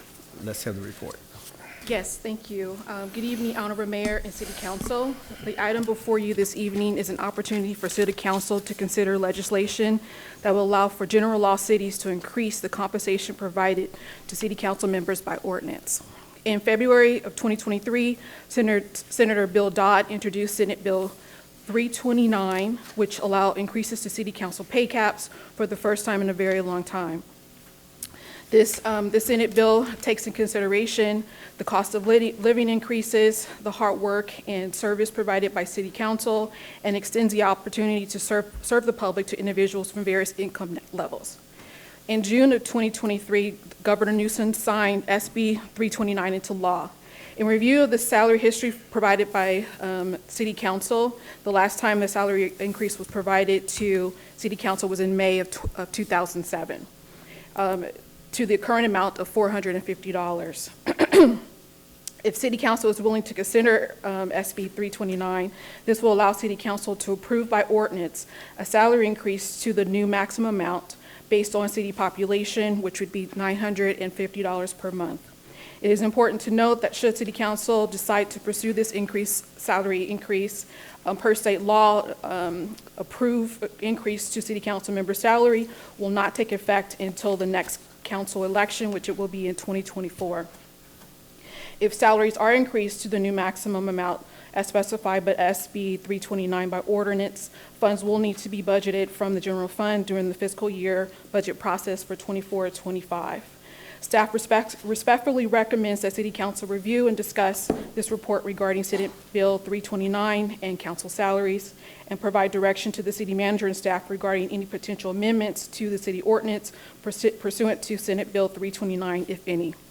This concludes staff reports, and I'm available to answer any questions. Thank you for that report. Are there any questions of the report? Okay. No questions on the report. Let me read this one part first. Well, my question would be, how do we compare to other cities? Other cities of our size, as far as monthly wages or compensation? I did not do research on how other cities have moved forward in adopting any type of legislation to increase the salaries, but that's something that I could take a look at and bring back to you at another time. Thank you. Okay. Well, I'm looking at, I'm not sure the date on this report, but our compensation is $450 for the mayor a monthly, and $450 for council members. I say that to say because in a lot of cities, the mayor's compensation. Think about the band. Yeah. Is slightly different. Right. But as you talk to anyone in contract cities, the California League of Cities, that know the work that councils engage in, when we tell them that our salary is $450 bucks, compared to comparable cities, in this case it was like cities up to 35,000. We always get this bewildered look, this chagrin, like, what the beep? $450. And the reason why you get that reaction is because these are people who work in the public arena. They work for cities, They're not necessarily council members, themselves, staff, city managers, or what have you, and they know the work that we put in, which was pretty much outlined in the report of Senate Bill 329 when you look at the analysis. The last time this council, not only are we one of the lowest paid comparable cities, not just in the South Bay, but in the state, not only are we one of the lowest paid cities in the state, but the last time we had an increase, as I said, was 2007. That went from $350 to a whopping $100 increase, bringing us up to $450. Now, no one goes into city council well, most people, I should say, never go into city council, because there's other cities that they probably get compensated too much, as this report I have kind of lay out, and I'm not going to call any cities by name, but the report, it calls them out. And certainly Lawndale's not one of them. Matter of fact, according to this, it said most cities pay city councils less than the state allows. I say that to say that when we brought it up to 450, and you tell people you make 450 bucks, it's really something. I mean, we do this at public service, but the reason why they compensate council members is not for them to have a second income or to get rich or whatever, because they want to compensate them for their time. If they're going to really do the job and do the work, you got to study, and you got to make yourself available as well. And a lot of times making yourself available, if you have a day job, unless you retire, or self-employed, to go on these training. I mean, I just recently went on a training for, 2 days, and that's basically it's costing me to go on a training. Because when I go on a training, I can't tell my boss, hey, I'm going on a training, can you just pay me the same amount? That's not how it works. I said, well, if you got vacation, we can add vacation, or if you got a personal day or whatever happens to be or what have you. And that's what it was really meant for, so it wouldn't cost the council to serve the public. And I would say at 450 bucks, it definitely has cost the council to serve, council members to serve. If you go into training, if you, outside of your work hours, you're working on this, or you putting it in during your lunch break or whatever, any way you can, to get it in or what have you. And there's an old proverb that say, a workman is worth his or her hireling. And I live by it, by that. I believe that everyone that's do their job, with our employees, council, management, or what have you, have to be justly compensated. Everyone knows that I'm a big union guy. I was out with the Teamsters today. And the big thing with the Teamsters today is about fair working conditions, fair compensation. And that's for everyone, no matter what your job is, whether you're the executive board, CEO, or whatever your position happen to be, if you're the teacher. So I think we're in line with what the state is saying, for the increase. I support it because I believe that we are doing the work, and it's not out of whack with our budget. The only reason why you wouldn't support something this increase is it's going to throw the city in some type of budget issue, what have you. That wouldn't make sense. You would kind of defer that to another time, where the city is a little more healthy or what have you. Fortunately for us, we are in good stead, and we have been for years, in good financial condition. And with that, I think this is something we should definitely entertain. So is that a motion from you? I'll land my plane there. Was that a motion from you? There might be some other discussion. Okay. But we might can make that motion later. No, now I understand, because I'm Yeah. leaving for Sacramento tomorrow, and I had to take personal time off from work because they wouldn't pay me for a 3-day trip to Sacramento. So I do think, I just wanted to know where we are compared to other cities. Yeah. And I have the same thought. If we're gonna look at this, I wanna make sure we're comparable. I mean, for example, when we looked at our employees, we looked at what our neighboring cities paying them. I think we should do the same for our research. Because it does, for those working, you're right, every single time I've had to take personal time off from work. And that's not to say that I necessarily agree that, there would, because I would like to look at everything. Other cities do reimbursements different, other cities do, whether it's health insurance allowance or whatnot. So we need to look at the whole compensation package compared to what other cities do as well. I'm not opposed to looking at that. Mm-hmm. Raylette, do we have the luxury of time right now where we can get that kind of information back?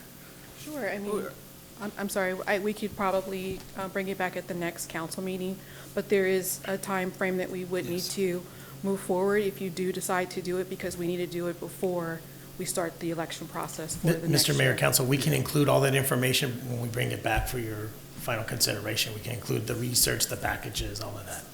Okay. What's the timeline, I read it said? Greg, if you could respond to that? The timeline that we would like to have this completed in, if you would like us to go forward, we would bring back an ordinance for first reading sometime this autumn, and at that first reading, we'll have all the information that you're requesting. You can always make tweaks to the dollar amount in the ordinance right there that night. That would be first reading and second reading this fall.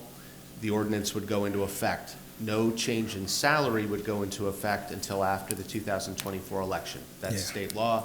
Yeah. Salaries for councils don't change until the election following when the ordinance is adopted.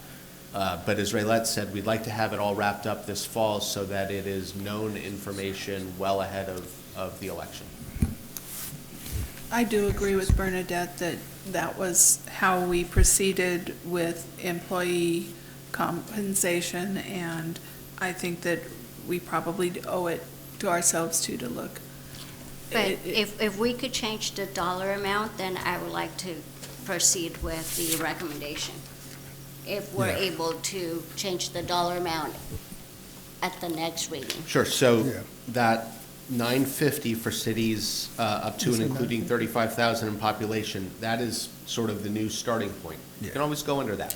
You can't go over that Right. for this first time. There are escalators, just like there are in the current version of the bill, that allow you to raise it in subsequent years. But that would be the highest. You could always come back and say, we're more comfortable with 900 a month.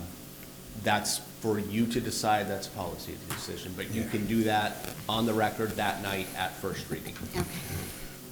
So if no one has any questions, I would like to motion to proceed with the recommendation. So if we approve this tonight, we still have time to look at it. Yeah. Understood. Yes, ma'am. Yeah, and then we could, at that point, massage the numbers and come up with the final numbers, but we'll move ahead with getting an ordinance of first reading. Right, yeah. So it's only a $500 increase, correct? Not 950. It's 450 plus the 500, correct? That would be the maximum, Yeah, yes, sir. yeah. Well, I'm good with that, too. No, we're not voting on the amount.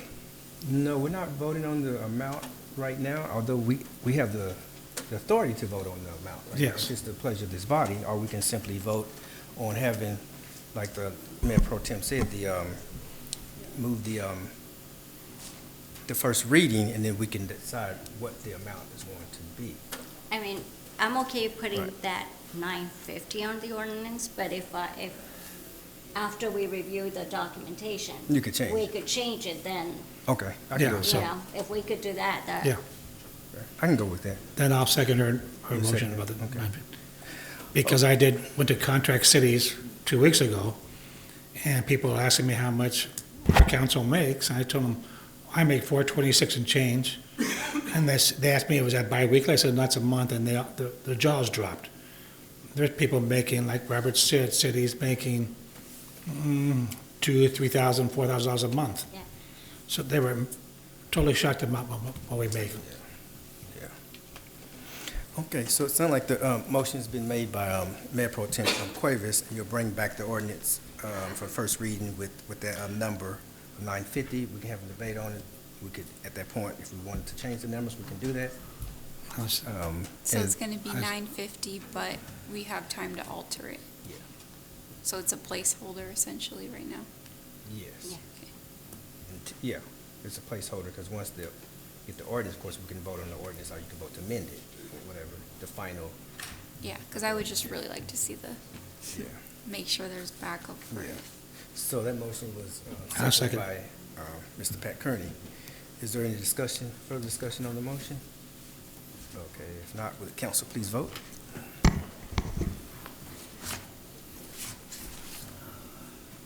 Thank you. For item number 14, the motion passes unanimously. Thank you for that report. The next item Let me go back to my, 15? see what happened to my agenda. 15, right? Okay, the next item is item 15, is the appropriate funding to retrofit public works safety vehicles. Hi, this is mine as well. Yes, ma'am. So we have about 4 vehicles that need safety lights. We were hoping to appropriate funds from ARPA in order to retrofit these vehicles for safety. They're out in the streets many times for traffic control, and when they slow down, it's beneficial to have the lights so cars can see them as they're approaching. Right now, they don't have it, so this would help to equip the trucks with the extra safety that they need. So it's the recommendation that City Council authorize the funding in the amount of $10,000 to retrofit 4 vehicles with the safety equipment. Thank you. Okay. What kind Got a of report. lights are they? Are they They're the bar They lights. flash, Yes, yeah. and they flash left or right or center. Very good. If there's no Any questions questions, on? Okay. if there's no further questions, I'll motion to approve the $10,000. I'll second it. Okay, the motion has been made by Cuevas that we accept staff recommendation, and seconded by Mr. Pat Kearney. Is there any discussion on the motion? Seeing none, the council please vote. For item number 15, the motion passes unanimously. Oh, thank you, Madam City Clerk. All right, we have 2 other items. We have a closed door session, 2 actually. A conference with legal negotiator and a conference with legal counsel concerning anticipated litigation. Let's have the city attorneys. Are we ready for that one? Point I of jumped order, it. you missed a couple Okay, of them. it's been a long day. Okay. I drove back from Chico. It was a long ride. Okay, let's back up. They had a city council and City mayor's manager report. Oh, we're gonna do city manager Yeah, first? we'll do that Okay. first. It does say city manager first. Let's do city. Thank you, Mayor and That was a Council. long ride, you know? Yeah, it's Red Bluff, California, from Downey, it's 526 miles, and it's almost 7.5 hours straight. I used to drive it all the time. Let's see. Okay. Moving forward, Republic, we've gotten a lot of complaints about Republic, lack of pickup. The council's seen the emails. Yeah. I've been talking to Public Works, we're on top of them. You saw my jokingly email about them, about getting our own trucks, but we really need to get, and we will apologize to the residents. Republic's been having breakdowns and issues, so we're gonna get with Don and meet with them and get them back on track. There's been some other issues with them, not picking up the recyclables. They're having some staff issues and some equipment, but we're rest assured we're gonna stay on top of Republic on that. What did they say about those recyclables? A truck driver broke down or he got sick and he didn't pick them up and missed the route. He's a newer driver. So, but we talked to them over at Public, hey, we can't have that missing whole blocks. And it wasn't just council members, but the residents had contacted Public Works about that. So, we're on top of them. We're gonna stay on top of them, bird dog them.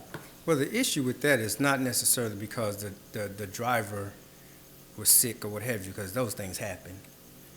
But the lack of communication, when the trash is just out there and it just bundles up and falls, spilling all over the place. But if it was communicated, properly, residents may have done something else with their trash, maybe put them in trash bags or what have you. Or at least they would know, when it's going to be picked up. That was the most frustrating part. There was no communications, and the trash was just sitting out there waiting for people to go through it and mess everywhere.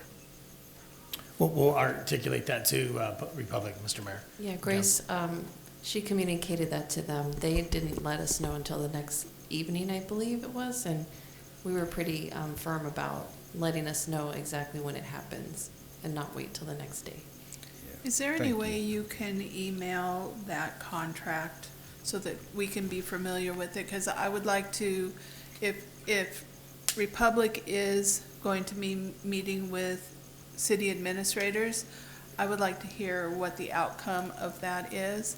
one of the things I'm interested in is because, you know, we have told residents for years, you don't leave your trash cans at the curb, you pull your trash cans in. Well, when they're full, that's a problem. And we did have some residents, even though Republic didn't pick up their trash, they instinctively pulled it back in, causing them to have to sit with a week's worth of trash longer, which wasn't fair. So I think that we owe it to our citizens to all be on the same page as to what's going on here. We can, Yvette can send a contract to the whole council if you like. We can email that to you I would tomorrow. appreciate that. Yep. I would like to stay up on that. There's many issues why this is a problem for us. And for myself, who lives next to the 405 freeway, my house got a lot of trash in its yard from just the wind blowing because people's trash cans were full. And so I ended up getting a whole block's worth of trash coming in. It's just not right. We'll forward that on to you. Thank you. Then also check about the bulky items for cleanup week. I think you still gotta call them in for your trash day. So if your trash day is tomorrow and you call them today, they're not gonna pick them up till next week. You gotta have 48 hours in advance if it's bulky items. Well, I have to find out. I called, they said, no, you have to call 48 hours in advance. We'll check on that with. And they're supposed to have new trucks by next year too, if you remember the contract. That's correct. If you call them, they'll notify you, but you gotta give them email, phone number, and then they'll notify you if something breaks down. That shouldn't be on the resident, that should be on them. Every resident in Lawndale should have that. We'll articulate all that information to Republic. Okay. The next item I have is at 17,000 council, mayor and council, we have a property owner that has an approved project. They was approved a few years ago through community development. The developer is not happy. He has an approved project with 15 plus units, mixed use restaurants. We approved them. He came back with more units, but doesn't have the parking. So the council rightly and smartly was ahead of the curve with all the changes in state law. And it's okay if you don't do the parking, but you have to pay a diff fee. Council was smart and resounded on that, being ahead of the curve, because what happens is we charge them a fee. If they don't build the parking, then they need to pay for the parking per spot so we can buy property and build parking structures on Hawthorne Boulevard to address parking issues throughout the city. This property owner is not happy with that. They want to just build the units and not put any parking or pay any mitigation in lieu fee. So that's why they put up that sign. There is not a homeless shelter going in. That is a privately owned property. They would have to go through the city for anything like that to be reviewed under the city's regulations. So I just want to be clear with that. Moving forward, the cleanup week, Mr. Reyes, would you kind of discuss the cleanup week, what's going on, the dates and times for everyone, please? Good evening, Mr. City Manager. Yes, good evening, City Council, Mr. Mayor. We are currently in cleanup week right now. It goes through until, the end of, I want to say Sunday is the last day of cleanup week. And as for bulky items, I believe you can just put them out. I don't think you need to call that in, but I can call tomorrow and get a correct answer for you, because they should be just picking them out if they're placed out on the curb. Saturday will be the volunteer day. Our beautification committee worked with our staff to get that arranged. That we will have refreshments and food for all those who volunteer. I know there are a few organizations within the city that are going to be actively joining to volunteer, including Rotary Club and a few others. So we do want a good turnout for this year. Also, Saturday is the day when you can drop off at the city yard, I believe. Sunday. So Sunday we'll have staff at the city yard, and people can bring bulky items directly to the city yard. And the hours for that are? I have to double check. Okay, but it is Sunday. And that concludes my comments. What about hazardous waste? Bring old paint, stuff like that, or is that something different? I think there's a restriction on those, and on e-waste, I believe there's restrictions on those, but we can give council the directives. And again, you got to, e-waste, you got to call 40 hours in advance and they'll pick it up. Correct. On your trash day. Okay, thank you. Is that it? That's it, Mayor and Council. Thank you very much. Right, you're welcome, thank you. Councilwoman Hoffman-Gorman, what you got for us? seems like a while since we've been here and did this, so I attended a legislative committee Zoom with Contract Cities, and I attended also by Zoom the South Bay COG meeting and the Back to School event that was held at the Jane Addams Park. And I also attended a subcommittee meeting with Ms. Councilmember Kearney with the Lawndale Elementary School District pertaining to parking and drop-off and things like that. That is going along well, and both the Lawndale Elementary School District and ourselves are working together to make it a healthier and less of a problem around our schools for drop-off and pickup, both for the residents and for the parents and the students. The last thing on my list is I also attended the Jazz Festival and the car show, and I just want to say, Mike, thanks again. Wonderful job putting on that event, always loved, and just an outstanding, nice day in the park. So I appreciate that to you and your staff. And also to our Public Works for doing all the setup and for taking care of us, the residents. That was an outstanding event, and so really appreciate that. I do have a couple of things on my list tonight. I would like to know where we're standing. A couple of meetings ago, I brought up about I would like to see us get recognition again for the fire and the fire department and the sheriff of the year. And the mayor brought up that maybe we could still work with one of our organizations. Has anything gone further? Is there anything? Yeah, we already looking at that, the sheriff's department, and we let the fire department know about, they were gonna pick a deputy of the year, and then the fire department. We're still working with them. So would that be sponsored then by our city, or are we going back out to? The direction I understood from council was the city was gonna take care of it, we're handling it internally, and then bringing it forward for the council. Okay, great. And the other thing that I have, Randall actually beat me to the pun, because I was going to ask that we do get, since the security officer has been here for a number of weeks now, is there any way that we could get that firm to come and give us a report publicly, telling us what is going on there? Yeah, we can certainly do that. I can ask Michael Reyes to have them come down at the next council meeting, and they can give you a report. All right, and the last one that I have is kind of a fun one. We have those Little League champions sitting over in just a hop, skip, and a jump from us in El Segundo.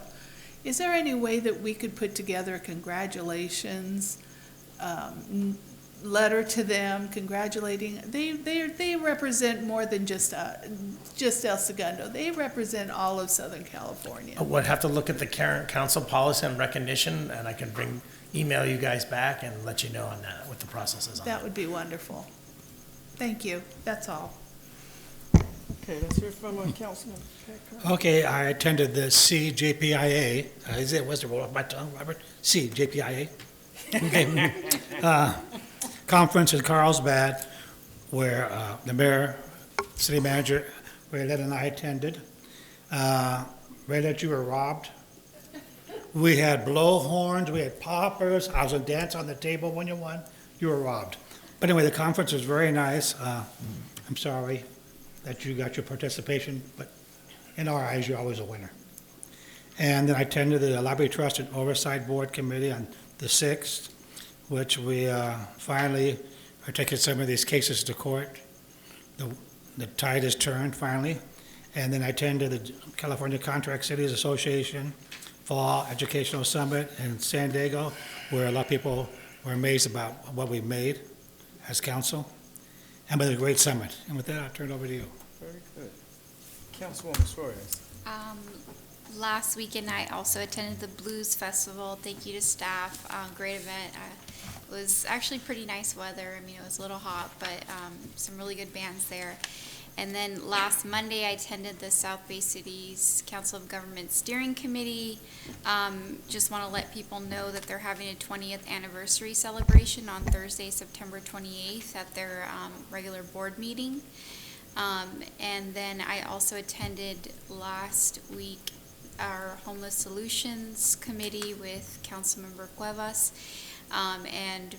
So we did discuss the armed security guards and kind of the progress that we're making, and really happy with the persistence that staff has put forward. I know they've been going out, thank you, Michael, and I know a lot of your staff too, and other departments have been coming in and helping out and making sure we're trying to get them connected with services, and if not, just trying to overall, clean up the city as best we can. So with that, I'll pass it along. Thank you.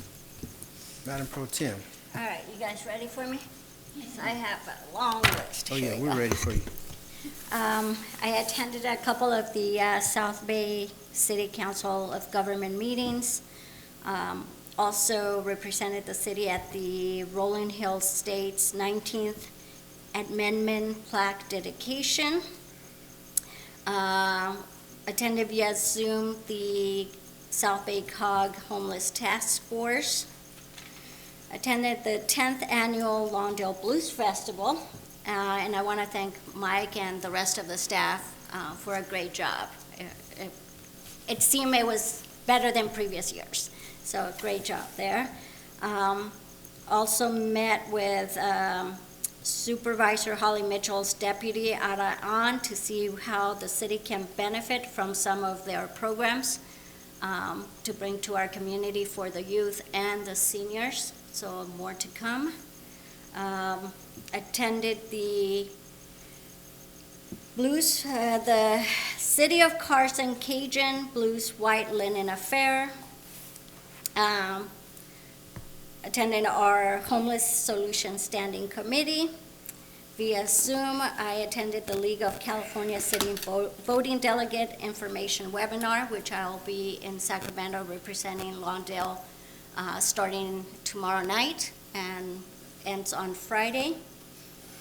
I attended the 3rd Annual Dolores Huerta Spirits Award.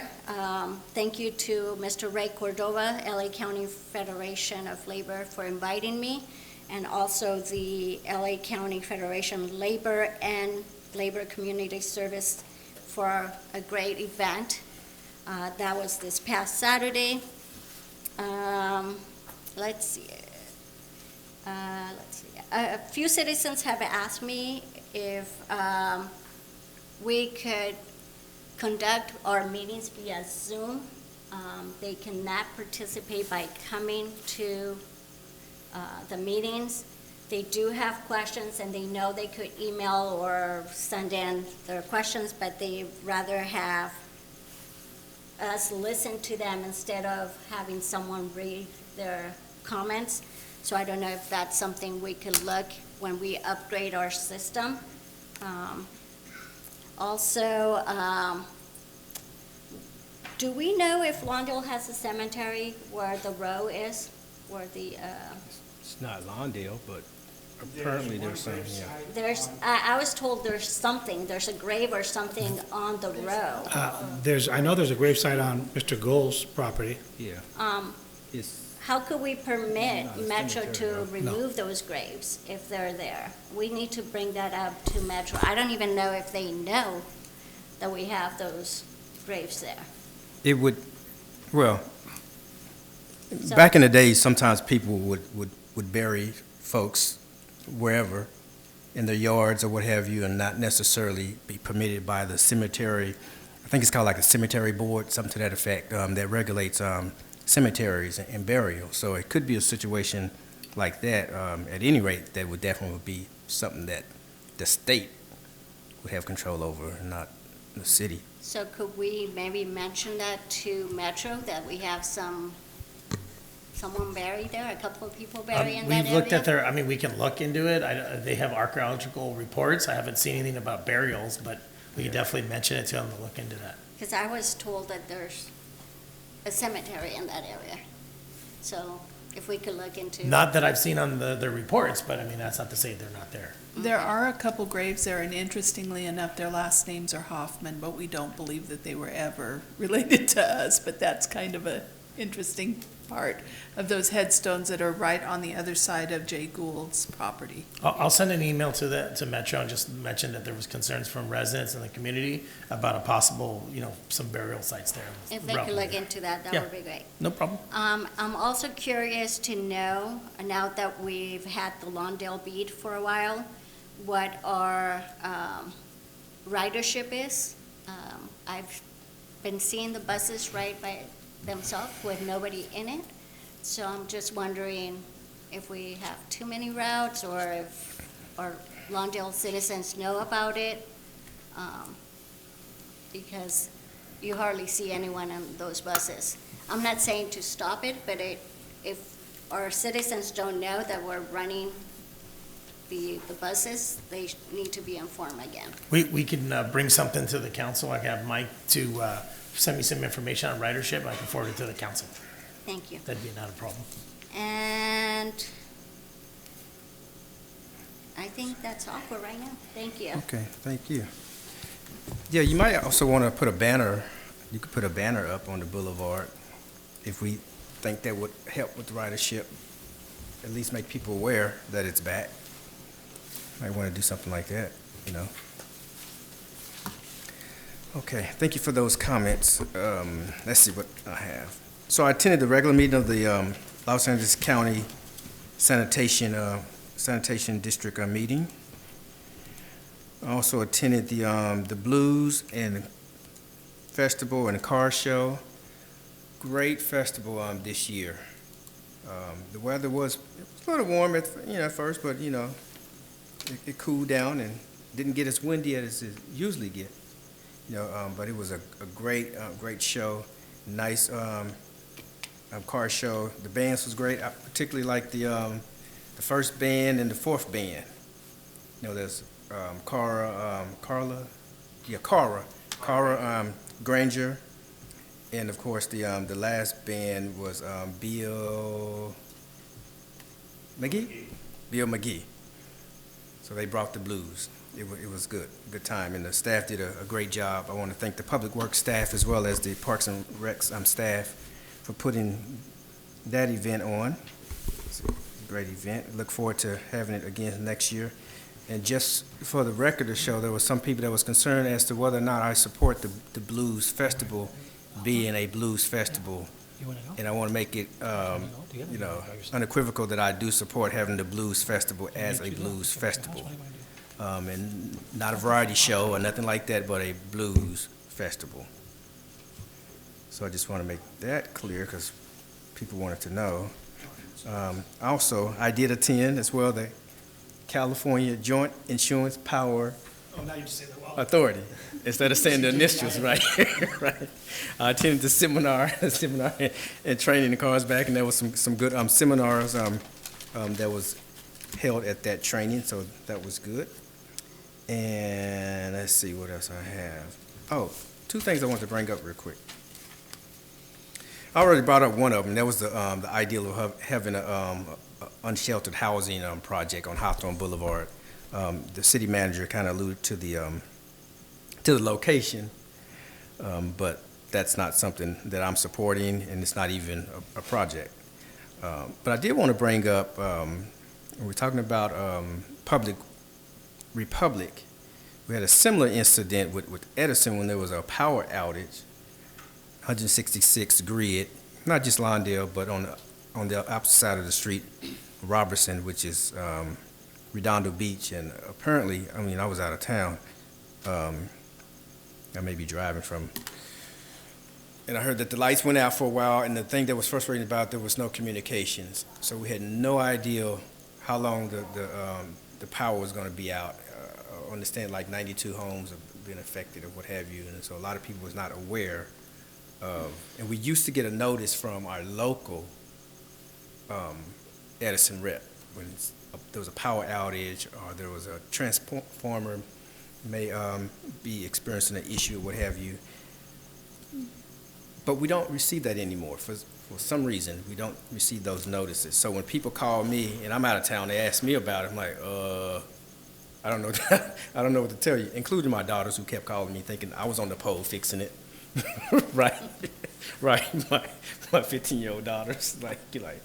And so it would be nice if they can resume giving us notifications when there's a major outage. Now, we're not talking about just like if the street light is out, right, then, okay, we may not necessarily need notice on that, but if you got 92 homes being affected, I think that would be good to know that there's an outage and they don't just assume that we know and know when they're going to be repaired or the approximate time they're repaired. That's all I have on I'll that. contact Edison. I did receive something Yeah. on Sunday, but no notifications to the phones. Like maybe something happened. Yeah. I actually got an alert from Yeah. them, but it's Yeah. from my personal.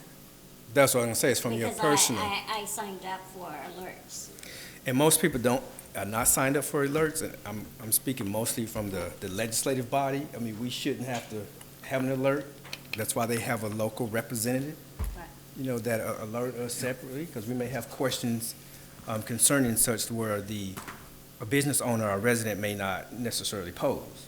Right. May I also add to that? My concern is of the 92 homes, we could have people that are on breathing devices, things like that. Were our fire department alerted as well? When you start talking about the local, person for Edison not communicating with us, I also would include that statement too. It's a health and safety issue. Right, exactly. And that wasn't just 92 in Lawndale, it's the whole grid, which is Lawndale and Redondo Beach. But it still stands, the point still stands that we should be notified when those happen. And that's all I have, because it's pretty late. Well, we got 2 other items, so I don't want to belabor the point. So with that, we'll close comments from the council. All right. And we will proceed with our 2 closed session. One is conference with labor negotiators, and the other is with a conference with our legal counsel concerning anticipated litigation. I asked the city attorney to give us provision. Thanks, Mr. Mayor. As laid out more fully in the agenda for the benefit of the public, the labor negotiation will be conducted under Government Code Section 54957.6, and the discussion of litigation under Government Code Section 54956.9, subsection D2. Thank you. Okay, we will convene to closed session.